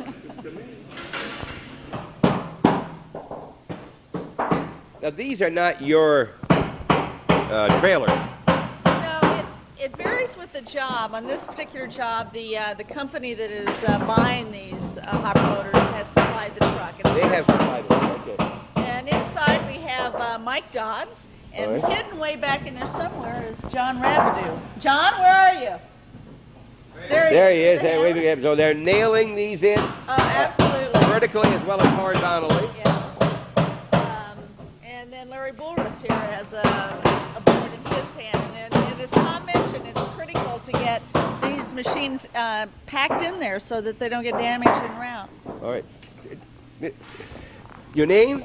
Larry Bulruss. Larry Bulruss. I didn't think you could ever find a carpenter in a machine shop. Oh, yeah, you got to have one. You got to have one. Why do we have to have one? Well, to cut all the 2x4s to load these machines so that they don't tip on the road. All right, that's the important part. Get them there where you... They got to be fastened in there and arrive without any damage. Yeah. Now, how long does it take to learn how to do this right? I mean, over a period, you don't just walk in here today and say, well, I can nail boards on the floor. You just don't do that. Oh, no, you learn on your first load. If you wreck it, you know you didn't do it right. Well, if you're still here, you'll learn, right? Yeah. Were you at Harris before? Yeah. Also? Yeah. Gosh, were you also in the... No, I was strictly assembly. I was a chief assembler there for 24 years. With metal? You wear 2 hats? Oh, you also do that here, too? Yeah. All right. How long were you at Harris? 24 years. You went to that maybe. All right, a lot of 20 years. How many years? Someone told me one time over 500 years of Harris or Sheridan experience in this building. I figured up about 347. But, oh, that's... you notice how she said about 347 and a half. Yeah, it's been a couple months since I've reviewed that. But yeah, it's well over 300, absolutely. Right, so that's what you need in the industry, because in the industry, when a company like Harris is well known, and or I should say Sheridan, because most of these machines that I know of were Sheridan machines. Yeah. And Harris put their names on them later. They didn't. Did they change the machines very much when Harris took over from Well, Sheridan? they modernized. A lot of the machines went computer controlled, which was faster. You could produce more product, you know. Okay. Which is the way the whole industry went. All right. So where do you buy your lumber directly here from the companies, or do you buy it from? I think this comes from Gregory's. All right. Well, there you go. And then what happens to that lumber when it gets to where it's going? I could build a house if I could get there and get this lumber. Whoever's on the other end is probably building a house. You're building a house with this lumber. All right. Thank you very much. And he was established in 1889, right there, in the United States. His father's name was Lee. Thank you very much. This is Mike Dodds, who has helped us get our shipping and Hi, Mike. receiving area organized. Yes. How long have you been with Prim Hall? Since last October. And when you're not with the hammer, are you out here on the assembly floor too? No, I'm in this area here in charge of receiving, and So you don't just nail 2x4s? I try to avoid it as much as possible. You know, you're the first one I've seen perspiring today. You can always tell the workers. Yeah, the boss isn't perspiring. Here, the guy that's directing, you know, he's not. And Tom's not perspiring, but you are. See that? It's all in a position. Gets warm in there, huh? Yes. All right. You want a hammer? No. You know, but I'll hold it while you use it. All right. Thanks very much. I spied this machine across the aisle from where we saw the hopper loaders, and I said, "Now here's got to be a problem because it's not your cream color. Is this your burgundy?" No. All right. Well, why is this? It's called Quip Red. Does that mean it's got to be repainted again? No, this is the color it's supposed to be. All right. This is a Quip 1000 compensating stacker, and this is one of the first products that Prim Hall designed and manufactured for a company down in Hialeah, Florida, called Quip Systems. And we sell this stacker for Quip, and we manufacture all the stackers also. Okay, so their name will be on it rather than your own. That's correct. All right, Yes. then that's why your color is not there, correctly? Now, when you look at any of these machines, look over here to the side. It's just the way a car is made. That's what a car looks underneath the fenders and the nice sheet metal outside that makes them look pretty. The machinery that works in plants like this are not made to look pretty other than in colors. You don't try to hide the moving parts like you do on a car or something else, you know. Now this, you can see everything that's taken. Is this all together now pretty well? Yeah. Mm-hmm. All right, now what does this we machine usually say do? function before form. You want to try and make it look pleasing if you can. You want to use your imagination and creativity to do that. Now see, that's what I just said. Function before form. It just came out different, that's all. Huh? All right. What does this machine do in its function? This machine interfaces with a high-speed printing press, like say a Harris 1000 M1000 press, and the product comes off the press very fast at 60,000 pieces per minute. And After it's printed, it's folded, and sometimes it can be trimmed or stitched also. Okay, and it's in what's called a shingled stream, meaning that the product is lapped one on top of each other. Okay. And this hooks up to a conveyor on the end of the printing press. So this is the feeding end or the head end, you want to talk it? All right. Yes, the product comes in like this. All right. Okay. It has a divert where you can dump the product off if something happens with the stacker. So normally this would be even with this. This would be up. This would All be right. up. The belt's taken in through here. Okay. Bring it up into here. This is called a squeeze roll, and it takes the air out of it. Okay. And then you come up into what's called the upper conveyor section. It's going to be kind of difficult to see, but there's a gapper up there, and you can stop the flow very rapidly, and it drops down into a bin, and it also counts how many products go through. Generally, we count, say, 25, drop into the bin. The bin rotates 180 degrees. We count another 25 and drop it down, and so on and so forth. And then after you have a full pile, say 7 or 8 inches high, the product comes out onto this delivery, and a man can grab it and take it and put it onto a pallet. So, this like for newspapers you're thinking of, maybe? Newspapers or anything that's printed? Yeah, anything that's all right. printed, yes. Now, yeah, it could be newspapers, it could be magazines. There's always a machine that would do this function at the end of every printing press? Yes, that's all correct. Right, one way of another. Yes. Are they basically, if they're competitor, are they basically the same functions but done differently a little bit? Yeah. Okay. Yeah. All right. And what are we talking about if I were a printing office? what price range am I talking? I'm not asking for an exact price. You know what the final price of something would be? I think a ballpark figure is about $55,000. So you see, as I mention often, it's not all profit, even in the printing industry. And remember, that takes it after it's been printed and where you think it's all finished, and as you said, takes the air out, kind of flattens it out, and does its function down through here. How is this one different from others? Say, what does it do that others don't do or does better? Is that a good question?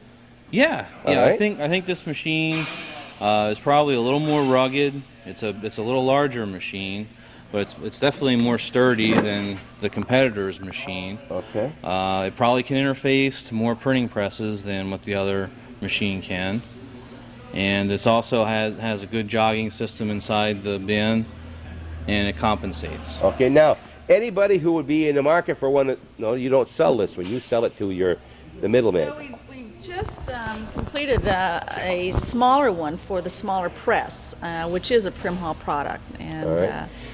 But I'm thinking that if a person who would buy your hopper loader, would they also be in the market for something like this? yeah, Yeah, well, they would be, okay. these are material handling Okay, all right, machines. all right. So you designed this for the company you're talking about? Yes, You this designed this for them. They said, can you make something for us? Or you went and said we could. Did they have one before? This type of a machine? Although, know, Tom. I mean, did they have one that did the same kind of work but not? Yeah. Oh, they yeah. did. But so this is another one that they. But I think I might add that I think this machine's probably a little more sophisticated in the electronics that are on it also. It has a mini computer on it, all right. and I think that really separates it from a lot of other machines that are out there right now. Whenever I think of computers, or I think of my cars that have these little computers, I see a lot more potential problems. Are they pretty well problem-free? Yeah, All yeah, they've run well. You got to remember, when this is down for an hour, someone's going to be yelling up here to somebody very quickly because there's an awful lot of production lost in an hour, right? Yeah, We are very service-oriented. All right, yes. Yeah. Because the machine's down, I mean, nothing else can happen. It's like the electricity going off in Rouse's Point this coming Saturday here, the 18th, I think it is. It's going to be off for 4 hours. Anybody in town needs electricity is going to be without it.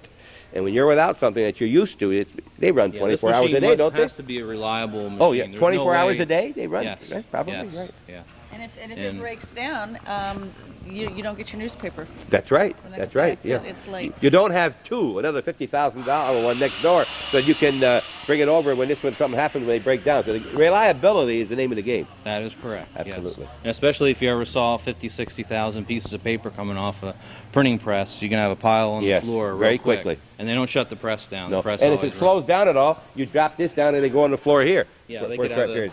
they could have a takeway conveyor or another, All right. another system. You're learning it all here at Prim Hall Enterprises Incorporated, corner of Spellman Road and Route 9. A nice building, a great business, and very nice people, including Tom Myers and Sam Prim.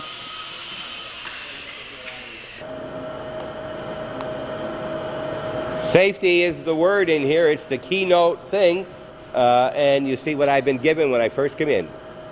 These are Randy Miller right here. These are special glasses, Randy? Yes, they're AO-approved safety glasses. All right. Randy, we didn't talk to you yet today. Where are you from, Randy? I'm from Rouse's Point. Right now you live in Rouse's Point. I thought you were from Moores before, and they tell me you were from Vermont. No, I'm originally from the Messina area. Messina. Okay. Miller, I thought that was Moore's Fork, for sure. My mother's from there. All right. When I first heard, and good friend of my son Tommy's, and that you ride down together, don't you, to come to work? Occasionally, yeah. Occasionally. You've been working how long here? It'll be 3 years in October. Okay. And we're now standing, Pam, am I going to be talking with him? Are you both of you Well, here? no, I'm going to turn over to Randy, but I did want to say that you'd asked about modifications to the plant, Yes. and this is one area. This was a refrigeration bay, which once the endive was packaged up, the crates are put in here for shipping. And so when we bought the facility, there were no lights in here and no heat, no air, no nothing other than just refrigeration. Several of the guys helped, and we got it painted and wired up, and voila, you have a machine shop. Before you leave, I'll show you what one of the refrigeration bays looked like before we started. Now, to make sure everybody rest assured here, that's not asbestos I'm Oh, seeing up no, here that looks no. like asbestos No, all around no. this room. That's not. So I'm going to stay in here a few minutes. That's okay. All right, now, you would put up this aluminum siding here. Is that aluminum or vinyl? It's steel. All right, if you'll see it over here, it's only half the wall. You see? They've done that to beautify, obviously, and they put all the wiring along inside here because it was strictly cold storage before. Plenty of room up above. You could have another floor here nearly, couldn't you, if you wanted it? Now, you didn't have all this machinery in your shop before. No, Prim Hall Machine Shop Phase 1 started in an old car wash in which we had a lathe, the Bridgeport, the Hardinge, and an old cutoff saw. And it was more or less a one-man operation at that time. And Tommy came on board shortly after I did, and we were rubbing elbows for about 3 months, so it was quite tight. That's the business on North Beekman they bought from a man named Bates. Is Yes. that right? Yes. John, I asked John about that because I knew of it. So you've added most of this machinery. Now, the one that Tommy's using, is that a newer machine that you've got since? Yeah, this one is approximately a year old right now, a little over a year old. It's an Enco Bridgeport style type milling machine. Now, is any of that computerized at all? That would change? No. Now, many people today that you can hire who comes out of some of the plant, Pam, only work with computerized machines. They don't know how to set up these various machines, right?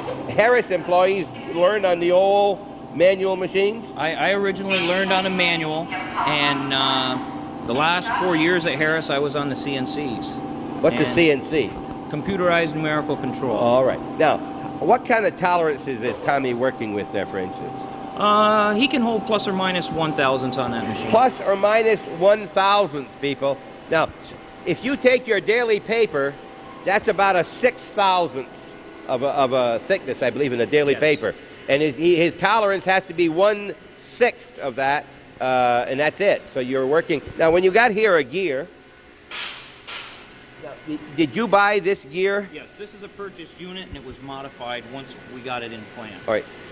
Then how do you modify it in this machine shop? Yes, we modify it here. We put the bore in. Then we're going to put a keyway through here, drill and tap the sides here.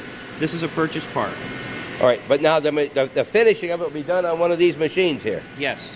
Bruce has finished it on the lathe, put this bore in. Right. It's stationed here now to be broached. What do you mean broached? A keyway. Oh, okay. A keyway. You talk just like I'm a veteran of this shop here. Broached. So whenever I see a keyway, I'm going to say, I see you broached it, right? I hate to broach the subject, but okay. So a keyway is the little opening in here you cut out so that it won't twist when you put a key into it. All right. I might have something around here with a broach in it that you can see that is. Well, here's an example of what it will do, right? These are the broaching arbors. Okay, this is what it will look like when you get inside. It will be a cut like that on the inside of it. This is actually the tool that will be putting the broach in there with. You slide this in. Yeah. Line this up all right. with the bore. And then you use and that cuts, right? Up and down. Cuts it. Up and down on this machine. By hand. There's no motor on that. No. The motor is right there just above your elbow. Armstrong. Right? Armstrong. All right. All right, now, can these people who work in your shop, you have how many people working in here? How many machinists? 6. 6. Can they more or less work most of these machines in here, any one of them? Pretty much. Pretty much. And could do a satisfactory job on the various machines? Yes. All right, do you make for stock at all? We make from stock, yes. Do you make for stock? Like, for instance, would you cut some of these and just put them away, or do you wait till you get the order? We're a just-in-time manufacturer. You're what? We are a just-in-time manufacturer. Just-in-time manufacturer, all right. That's the philosophy of our business. We're customer-oriented. We cater to the customer's needs. All right. We get an order for machinery. The order is then taken care of in engineering. It gets put out onto the floor. We create the parts. They go for finishing, whether it be paint or black oxide. They come back in. Additional finishing is done, such as bushings, and then it's put to the floor. Now, this Cincinnati machine right in front of me here, yes, that's not a new machine. No. I'm very wise to pick it out because some of the paint's coming off. Now, is this one that you bought used? Yes. Can Yes. you buy good used machines? Is it tough Occasionally. to find? You can't- Good used machines are hard to find. Usually when people get rid of a used machine, it's been pretty well beat and they're looking for bigger and better things. All right. Now, I noticed some lights on that drill press over there. I guess it's the drill press, or what is that called? That's the Bridgeport. The Bridgeport. Okay, now that, you had that in the other building, Yes, right? that's one of the original pieces. And that's a computerized in a way? No? No. What are those lights up there? That's a digital readout system in which it makes the operator more productive. He can zero in and pick up his tolerances and be able to hold the tolerances easier without having to go with by the dials, because you do have some play and wear in the machine after a period of time. The glass scales are very, very accurate. Okay, so this also has a digital on here that that Tom is using there. Now that machine will move forward, sideways, on the bed, right? The bed will go in any direction. It goes up and down, crossways. Now, what are you putting on there right now, Tom? What did you just do? Tapping fluid. What's that for? It doesn't dull the cutter. Oh, so you're actually drilling right now. And it's doing it by itself. You told me you worked hard. I do. This is hard. Well, look at this. It's going in and out by itself. What's hard about that? I could do that if you showed me how to start it. Hey, there's the print. There's the print. Go ahead and do it. Thanks a lot. Now, how many of these are you going to make today? That's it. Just the one? Two. Two. And now you got to set up for something else. But he Just in time. Yep. He was explaining on the readout. I'm holding 3/4 of an inch there, 0.750. That's the other 5 is a half a thousandth. My one hole that I just did is at 3/4. The other one is at 0 on the readout. Okay, look at that. How you now, this is a hole right here. Excuse me. Yeah, there's a hole that's drilled in there. Now, what Tom just did was to thread it. The hole was there. He had drilled the hole before. Then he put a thread in it so you can put a bolt into it or whatever, right? Right. And it comes out the far side. Now, does this have to be worked again now? Do you have to file the edges or anything like that? Deburr the holes. You deburr them. See, I said file it, and he's going to deburr instead. All right. Deburred, then it's gone for black oxide, which the print calls for finish. All right, where will that be done? Somebody else does that? Sometimes we send stuff to Scott Kingsbury, who does some of our black oxide work. Large quantity we ship out to a commercial black oxide house. How long or we will that paint. be? Go ahead, excuse me. Or we paint. All right, how long will that be gone? Sometimes it's an overnight deal. Other times it takes a week. How did it get there? Do you bring it or does he pick it up? We deliver to Scott. Sometimes he'll pick up, depending on if he's in town. And sometimes we ship by common carrier if we're doing large quantities. Where's Scott's place? In Moore's Park? Moore's in the country. He worked at Harris before, Yes, right? he did. How many people he had working, you know? I have no No, idea. okay. I know he has one person from time to time. Okay. Anything else in here we should see? We do have one automated piece of equipment. Maybe we can get Tommy to demonstrate. Over here?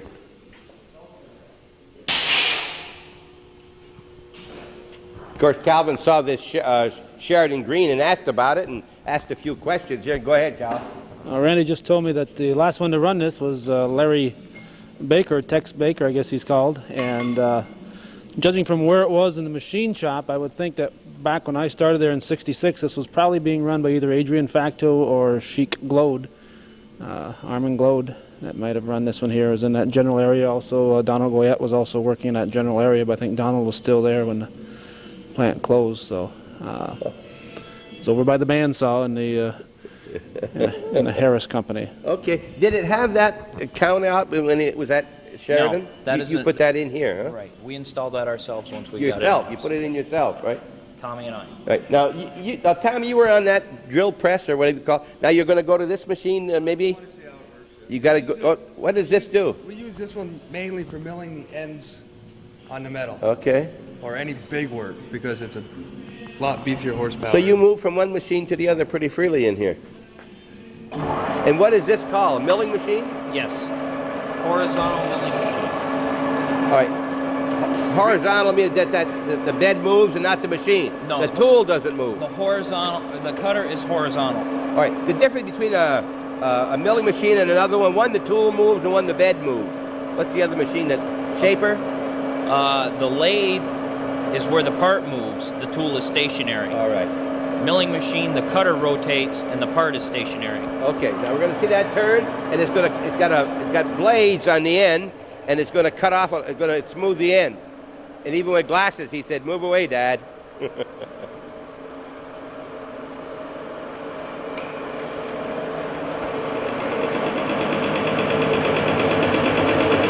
Now, actually, he's only making it square on the end right now. There's he's not running against any tolerances, nothing right here. No.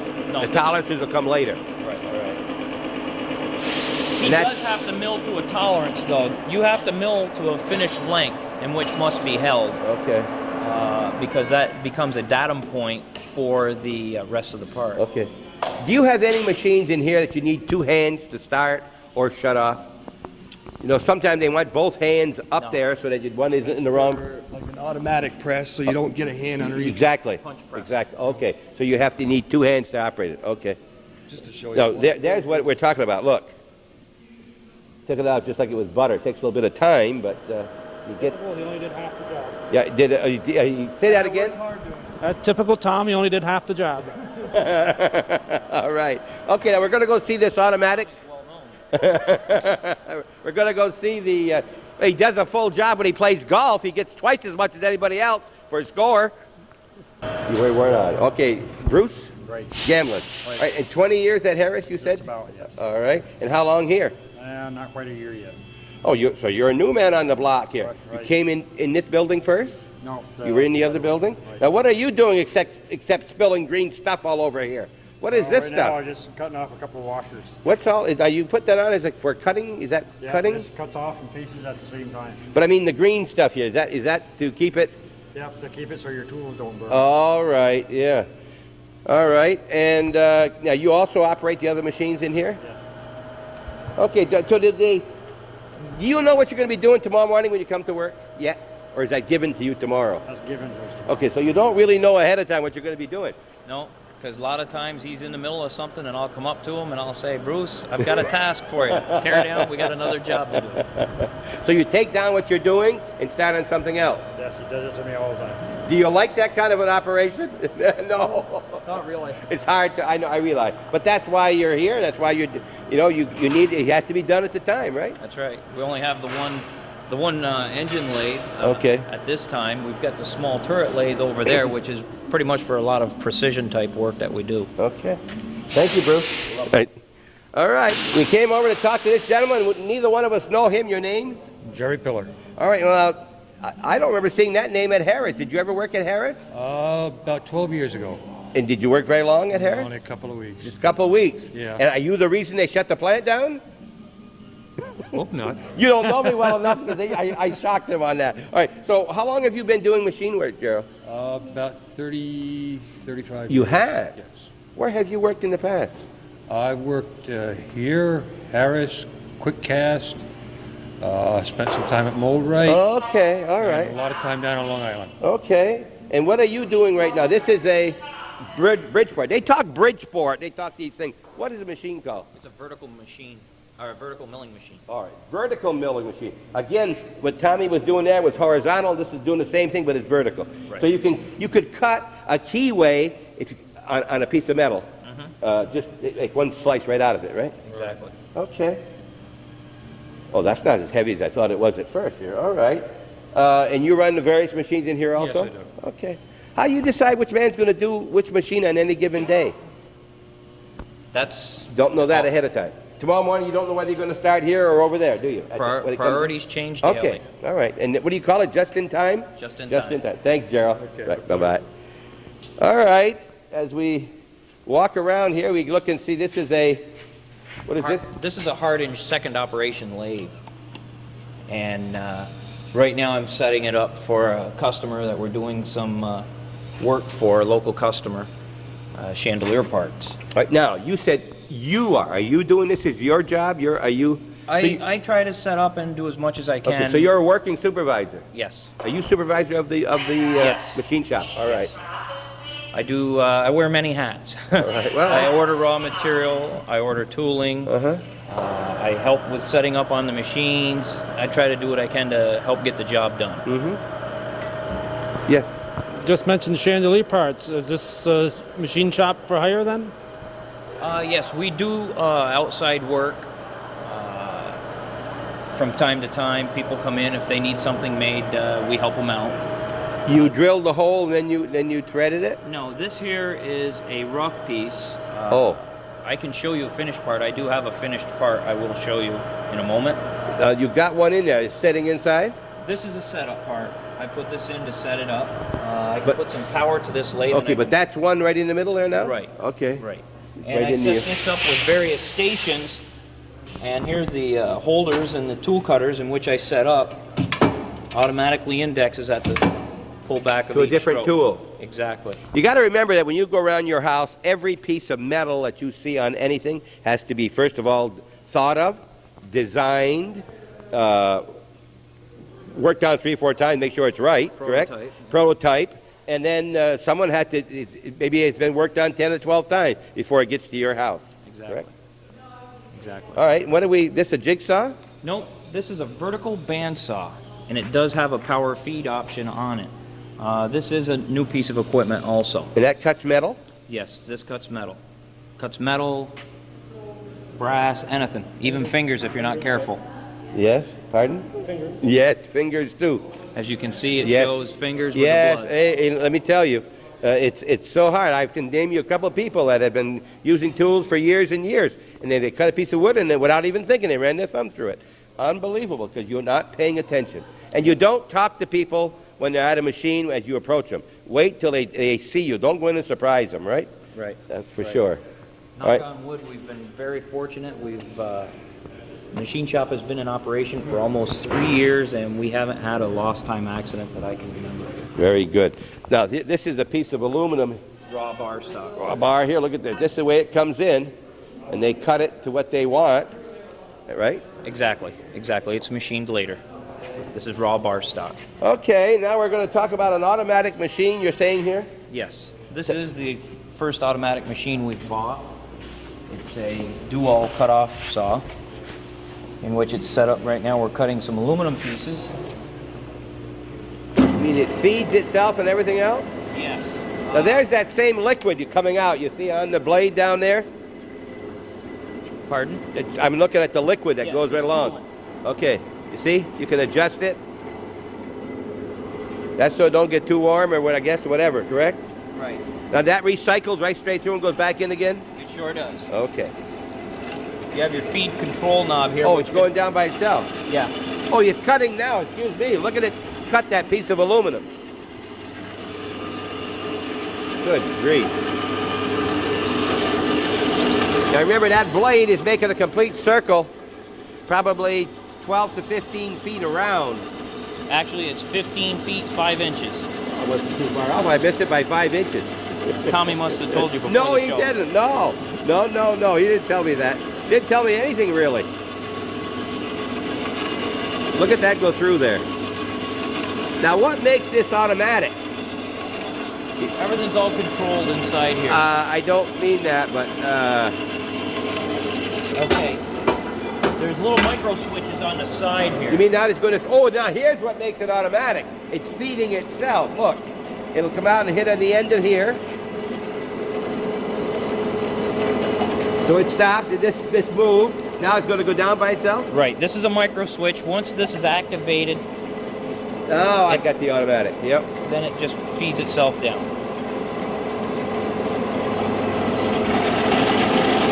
It's cutting 2 at a time. There's 2 here. Yeah. We doubled them up. Be twice as fast, getting the job done. The saw is accurate within plus minus 0.02 of an inch. 2,000. Now is this a new machine you bought? Yes, this machine, well, it's almost 2 years old right now. Okay. Pipe counter, it means it's done, I guess, 3. Right. Counts of parts, how many you have left to go. Yep.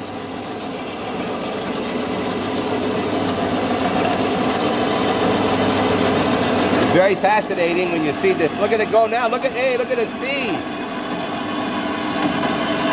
Isn't that too fast for that? Not for aluminum. Wow. All right. You saw, and that's what's running it all right here? Yep, this little motor right here powers the whole thing. All right. There's the size there's, of the blade. okay, right here. there's It's the a 30 blade. 35 thousandths thick. It's got 1 inch it's wide. got blades. It's got cutters on both sides. No, teeth all go in one direction. Oh, I'm sorry. I saw the You saw the gear here, the drive gear. No, I'm looking at this stuff on here. See, kind of looked like it was gears over there. Okay. Now, how long will a blade last on a thing like this? Have to get it sharpened, or? No, these are a throwaway item. You're looking at about $50 a piece for the blades, and depending on your usage, sometimes I've seen it go as high as a month without having to change a blade. I thought a month would be easy, but sometimes it's a lot less than a month. Yes, depending on the types of steel that you cut. Okay. And Pam, do you say to him, use it one more day? Absolutely, I do. Did you meet Bruce? Yes, we did. Yes, we talked to him and we talked to Jerry. Gerald? Yeah, we talked to both. Anything else we should see in here, either Pam or... Now, that fan wasn't in there, obviously, before either, was it? No, That exhaust fan up there? we had that put in to draw. Yeah. So we would have fresh air in here. Yeah, we've added air and, I mean, the obvious lights, Uh-huh. heating, electricity. All right. Now, and any kind of special heat in here for the winter? You're going to be heating an awful lot of space. This is radiant heat. All right, so that you won't be heating all the space, right? Right. What does it do? It heats... Heats the object. Objects, not the air. It's very efficient. Okay. I was first skeptical at first, but it made a believer out of me. All right, you got a believer. All right. We're going to leave the machine shop now. The machine shop has a big door, like a garage door to bring in big items, and it's got the small door on the other end. And this is on the west side of the building. Nice operation. And Bruce is so happy that he's here, and so happy that we came to see him today. He's smiling all over the place. He's a hard worker. Metal flies when Bruce is at it. We'll be right back. You're watching Hometown Cable. We're at Prim Hall Enterprises Incorporated.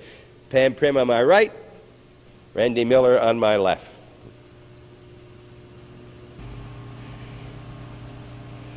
I don't want to say anything about the rest of the building, but this is probably the most used and one of the most important rooms in the whole operation. Because if it don't come in and it doesn't go out, you don't get any money. That's right. Right? To pay for the guys that do the work and the ladies that do the work. This is the receiving and shipping area. It is. It's in a transition right now. This is where we started out with our shipping and receiving. Now we have moved it. Remember when we went over and saw the truck being loaded? Yes. We've now moved our inventory area and our shipping and receiving to that area. However, when you're dealing with the volume that we've had in this particular job, you need more floor space. When this comes in, we often send it back out for painting. So this has really worked out nicely. So it will be over there eventually? You're going to leave it over there? You're It receiving? is. It We've is just there now? moved it over All there, right. but this is kind of an annex to the shipping and All receiving right now. What will you do with this? Any idea what this This will be a box shop. box shop? A box shop. That's where we'll put together our skids and keep the All right. the wood-related materials. Okay. Wanted to show you this right here. This, what you saw, the nice painted, the bottoms and the sides of that, what was the first one? The hopper loader. The hopper loaders. This is the material as it comes in from, did you say from out of the country, right? No. It comes in from New Hampshire. Okay. And this is gonna, and you've inspected it here for whatever you have to inspect it for. You haven't drilled any holes or anything like that. They're all in there. And now you have now stacked them up and they're ready to go out to be painted at your painting contractor. And then it will come back and it will be brought in at the other door, probably. And then, and all the other pieces also. Here's some of the sides and all the others. All those parts are going out for painting. And, but now look at all the extra room. It's nice to have room.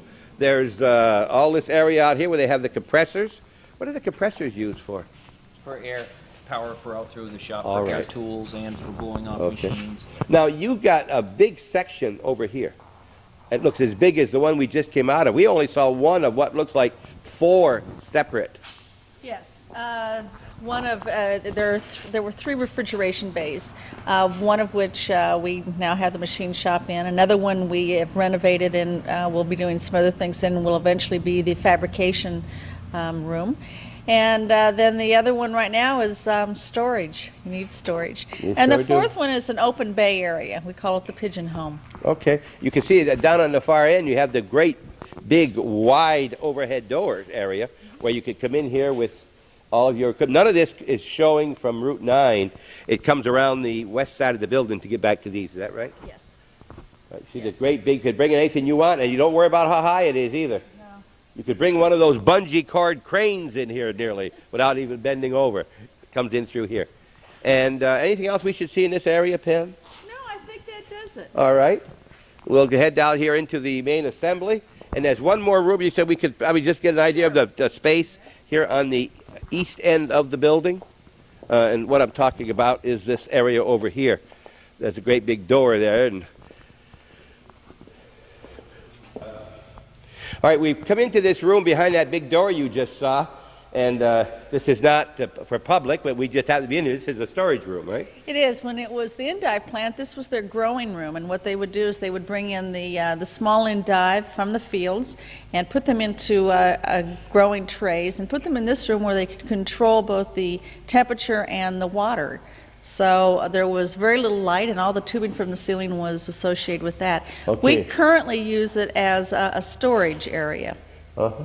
You can see one of the stackers over here that we were looking at before. It's got the white kind of top that says Quip that we were talking about, the one that we saw that was not the cream color from Prim Hall that they're making for somebody else. And then there's chairs, just various things in here. Here's a little, what do you call it, a small crane type thing to fix up a motor or anything else you want to move it around.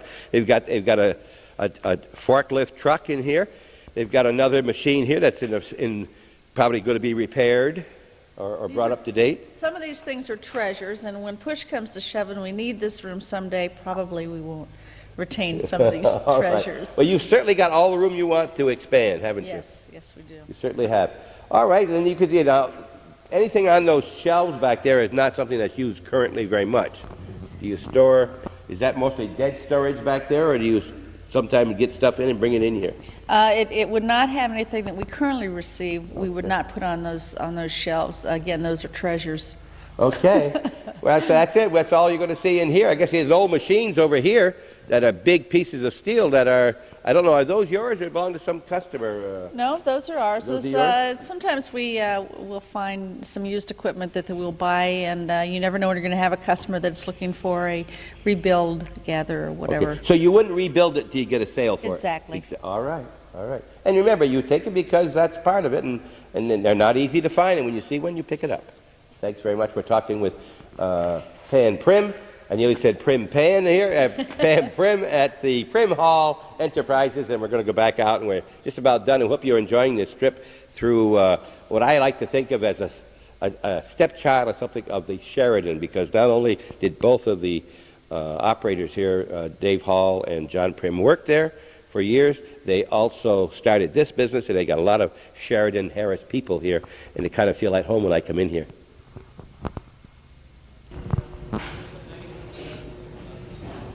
The people that have been around the longest usually stay sitting down here. They find a seat, and they get work so that they can continue to finish out the whole day. And this man here you've seen if you're from Rouse's Point, and I'm going to ask him to identify himself. The name? Robert Gay. Robert Gay, yes. And Robert Gay and I get together pretty often, don't we, Robert Gay? Pretty often. My wife's brother, Robert Gay, and father of 3 boys.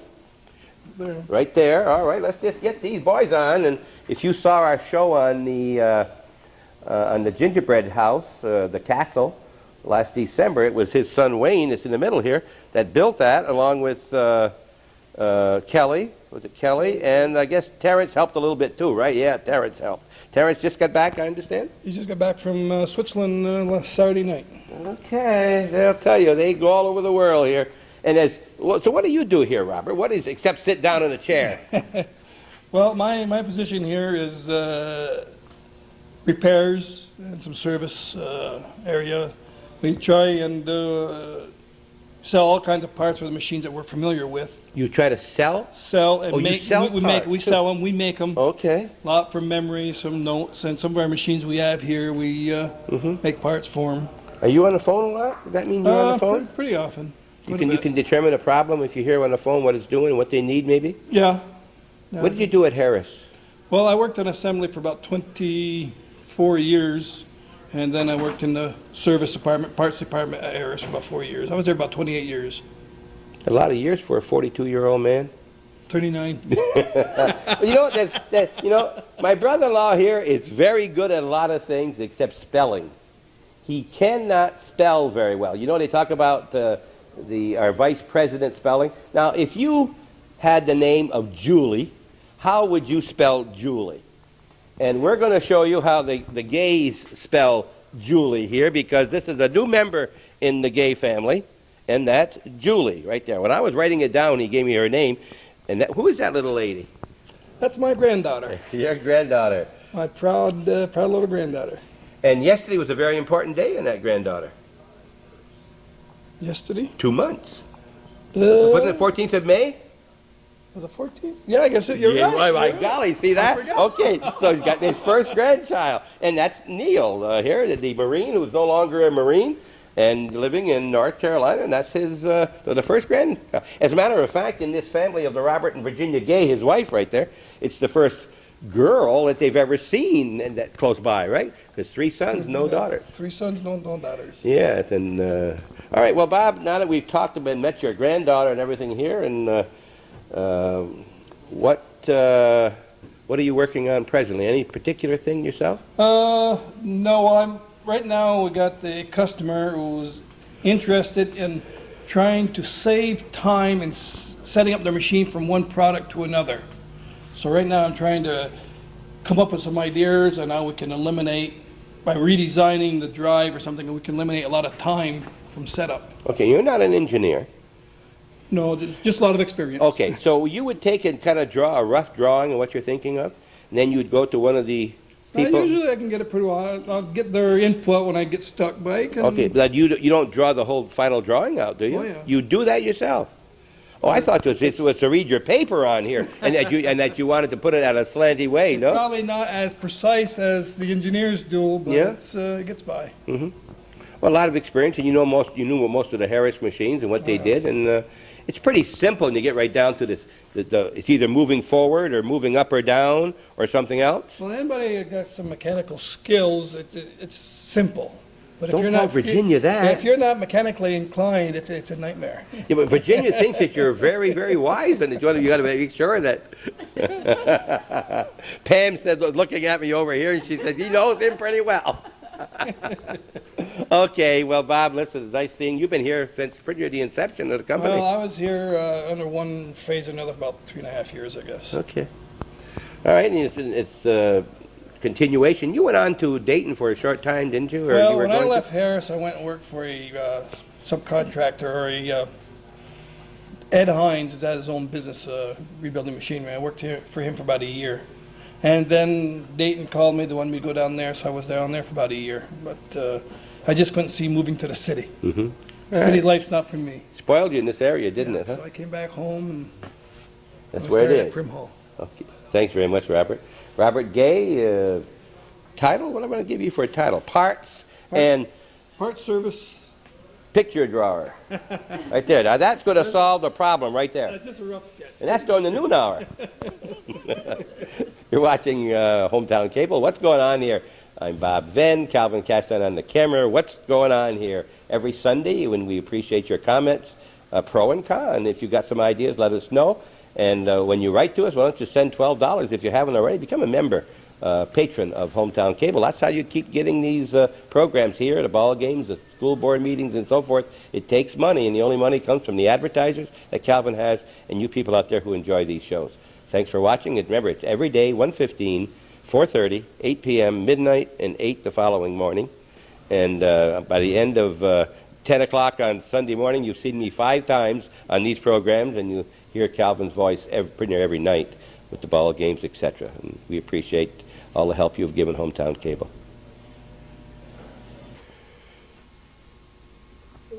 To give you an idea, we're looking down into the assembly shop, and we're, of course, on the west side, and where there is a large area, probably 40 feet from front to back, and it looks like probably 80 feet or something across up here, all been redone. This was all open when I came here, 3-4 months ago, huh? That's right.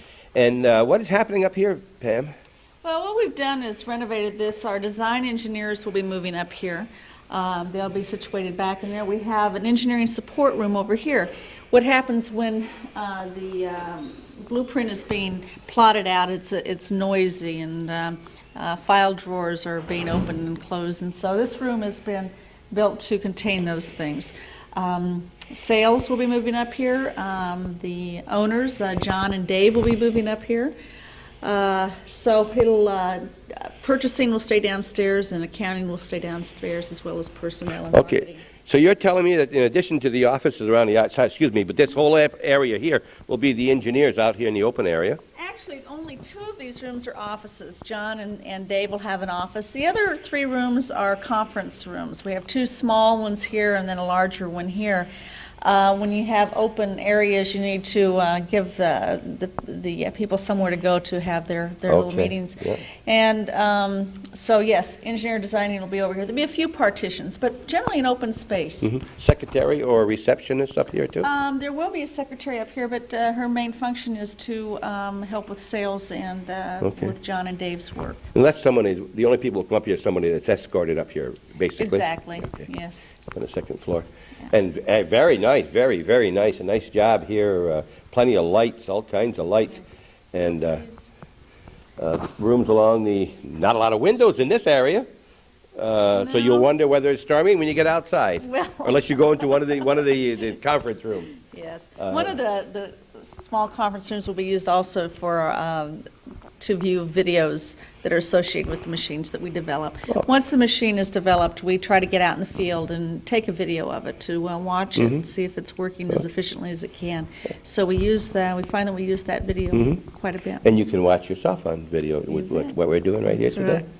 Right. Okay. Prim Hall Enterprises, and we're going to go back downstairs and meet a couple people we yet to talk to. Back in the office when you first admitted, this is one of the ladies we did not talk to before. And your name? My name is Jean Mayo.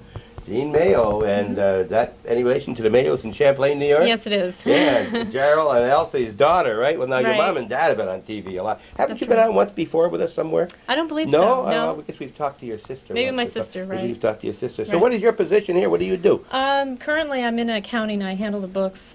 Actually, I'm going into sales. We've hired someone else, John Champlain, to take over what I was doing. And you're going to go helping- into sales? Moving into sales, right. Does that mean travel? No, internal. Just helping Mike Thomas, a new sales rep, and Mhm. John Prim, and doing proposals and that. All right. How long So, have you been with here with Prim Hall? a little over 3 years. Oh, you're another 3 years one. in Yeah, March, right. 3/4 of the time that they've been here, huh? Right. All right. Well, Jean, anything else you want to tell me about your job? Anything you want to... It's standard bookkeeping. Standard bookkeeping, yeah. Yeah, just handling the books and the taxes and all that. So. Okay, well. She was the first woman to come to Prim Hall Enterprises. Even before Pam. Oh, yes. Oh, yes, huh? She was the first one on the scene and wore many, many hats during that time. She was a receptionist, secretary, bookkeeper, did the marketing, did personnel, did everything that needed to be done. I guess you got to be either from the town of Chazy, Champlain, or Moors to get a job here because, Altona. Let's not forget Altona. Jerry, say to it, a couple others out there, right? Right. Thank you very much, Jean. All right. Okay, we're going to talk to Art Misek. He's busy on the machine making copies. Also, one of the Sheridan employees for many years in Harris, right? And Art heads up our electrical subassembly area when we were in the tech lab. He has all of everything set up back there to keep our machines running electrically. Very good. Yep. You have to be. We saw him run, Art. See you later. Okay. And, of course, while we're here, we, even though we're nearly to the end of the program and we think of the sunset, we're going to start off here with Dawn. All right. And Dawn who? Dawn Real. Dawn Real, yes. And are you really using this computer here, or is this just for our benefit? No, You're using it. All right. A little Macintosh, I see. Right. And what is your position here, Dawn? I'm receptionist for the company. Okay, and you with the computer, you're not recepting right now. What else do? You're doing something else. Answer the phones. You answer the phone. I think I've talked to you on the phone when I've Yes, you called. have. Yes, Yes. I have. Tom Our Roach. main secretarial support right now. Okay, and how long have you been here? Since October. Oh, well, did you know who the first lady was that worked in this company? Yes, Jean. Yes, right. Yeah, we just been told that. See, are you the last lady they hired here? Well, I hope so. Yes. Excuse me, not the last one, but the latest one. Yes. All right. Are you at Riel? Is that the family from Morrisonville area? No, Beekman Town. Beekman Town. All right, the Riels and R-E-Y-E-L-L? Yep. Yeah, and it's Don,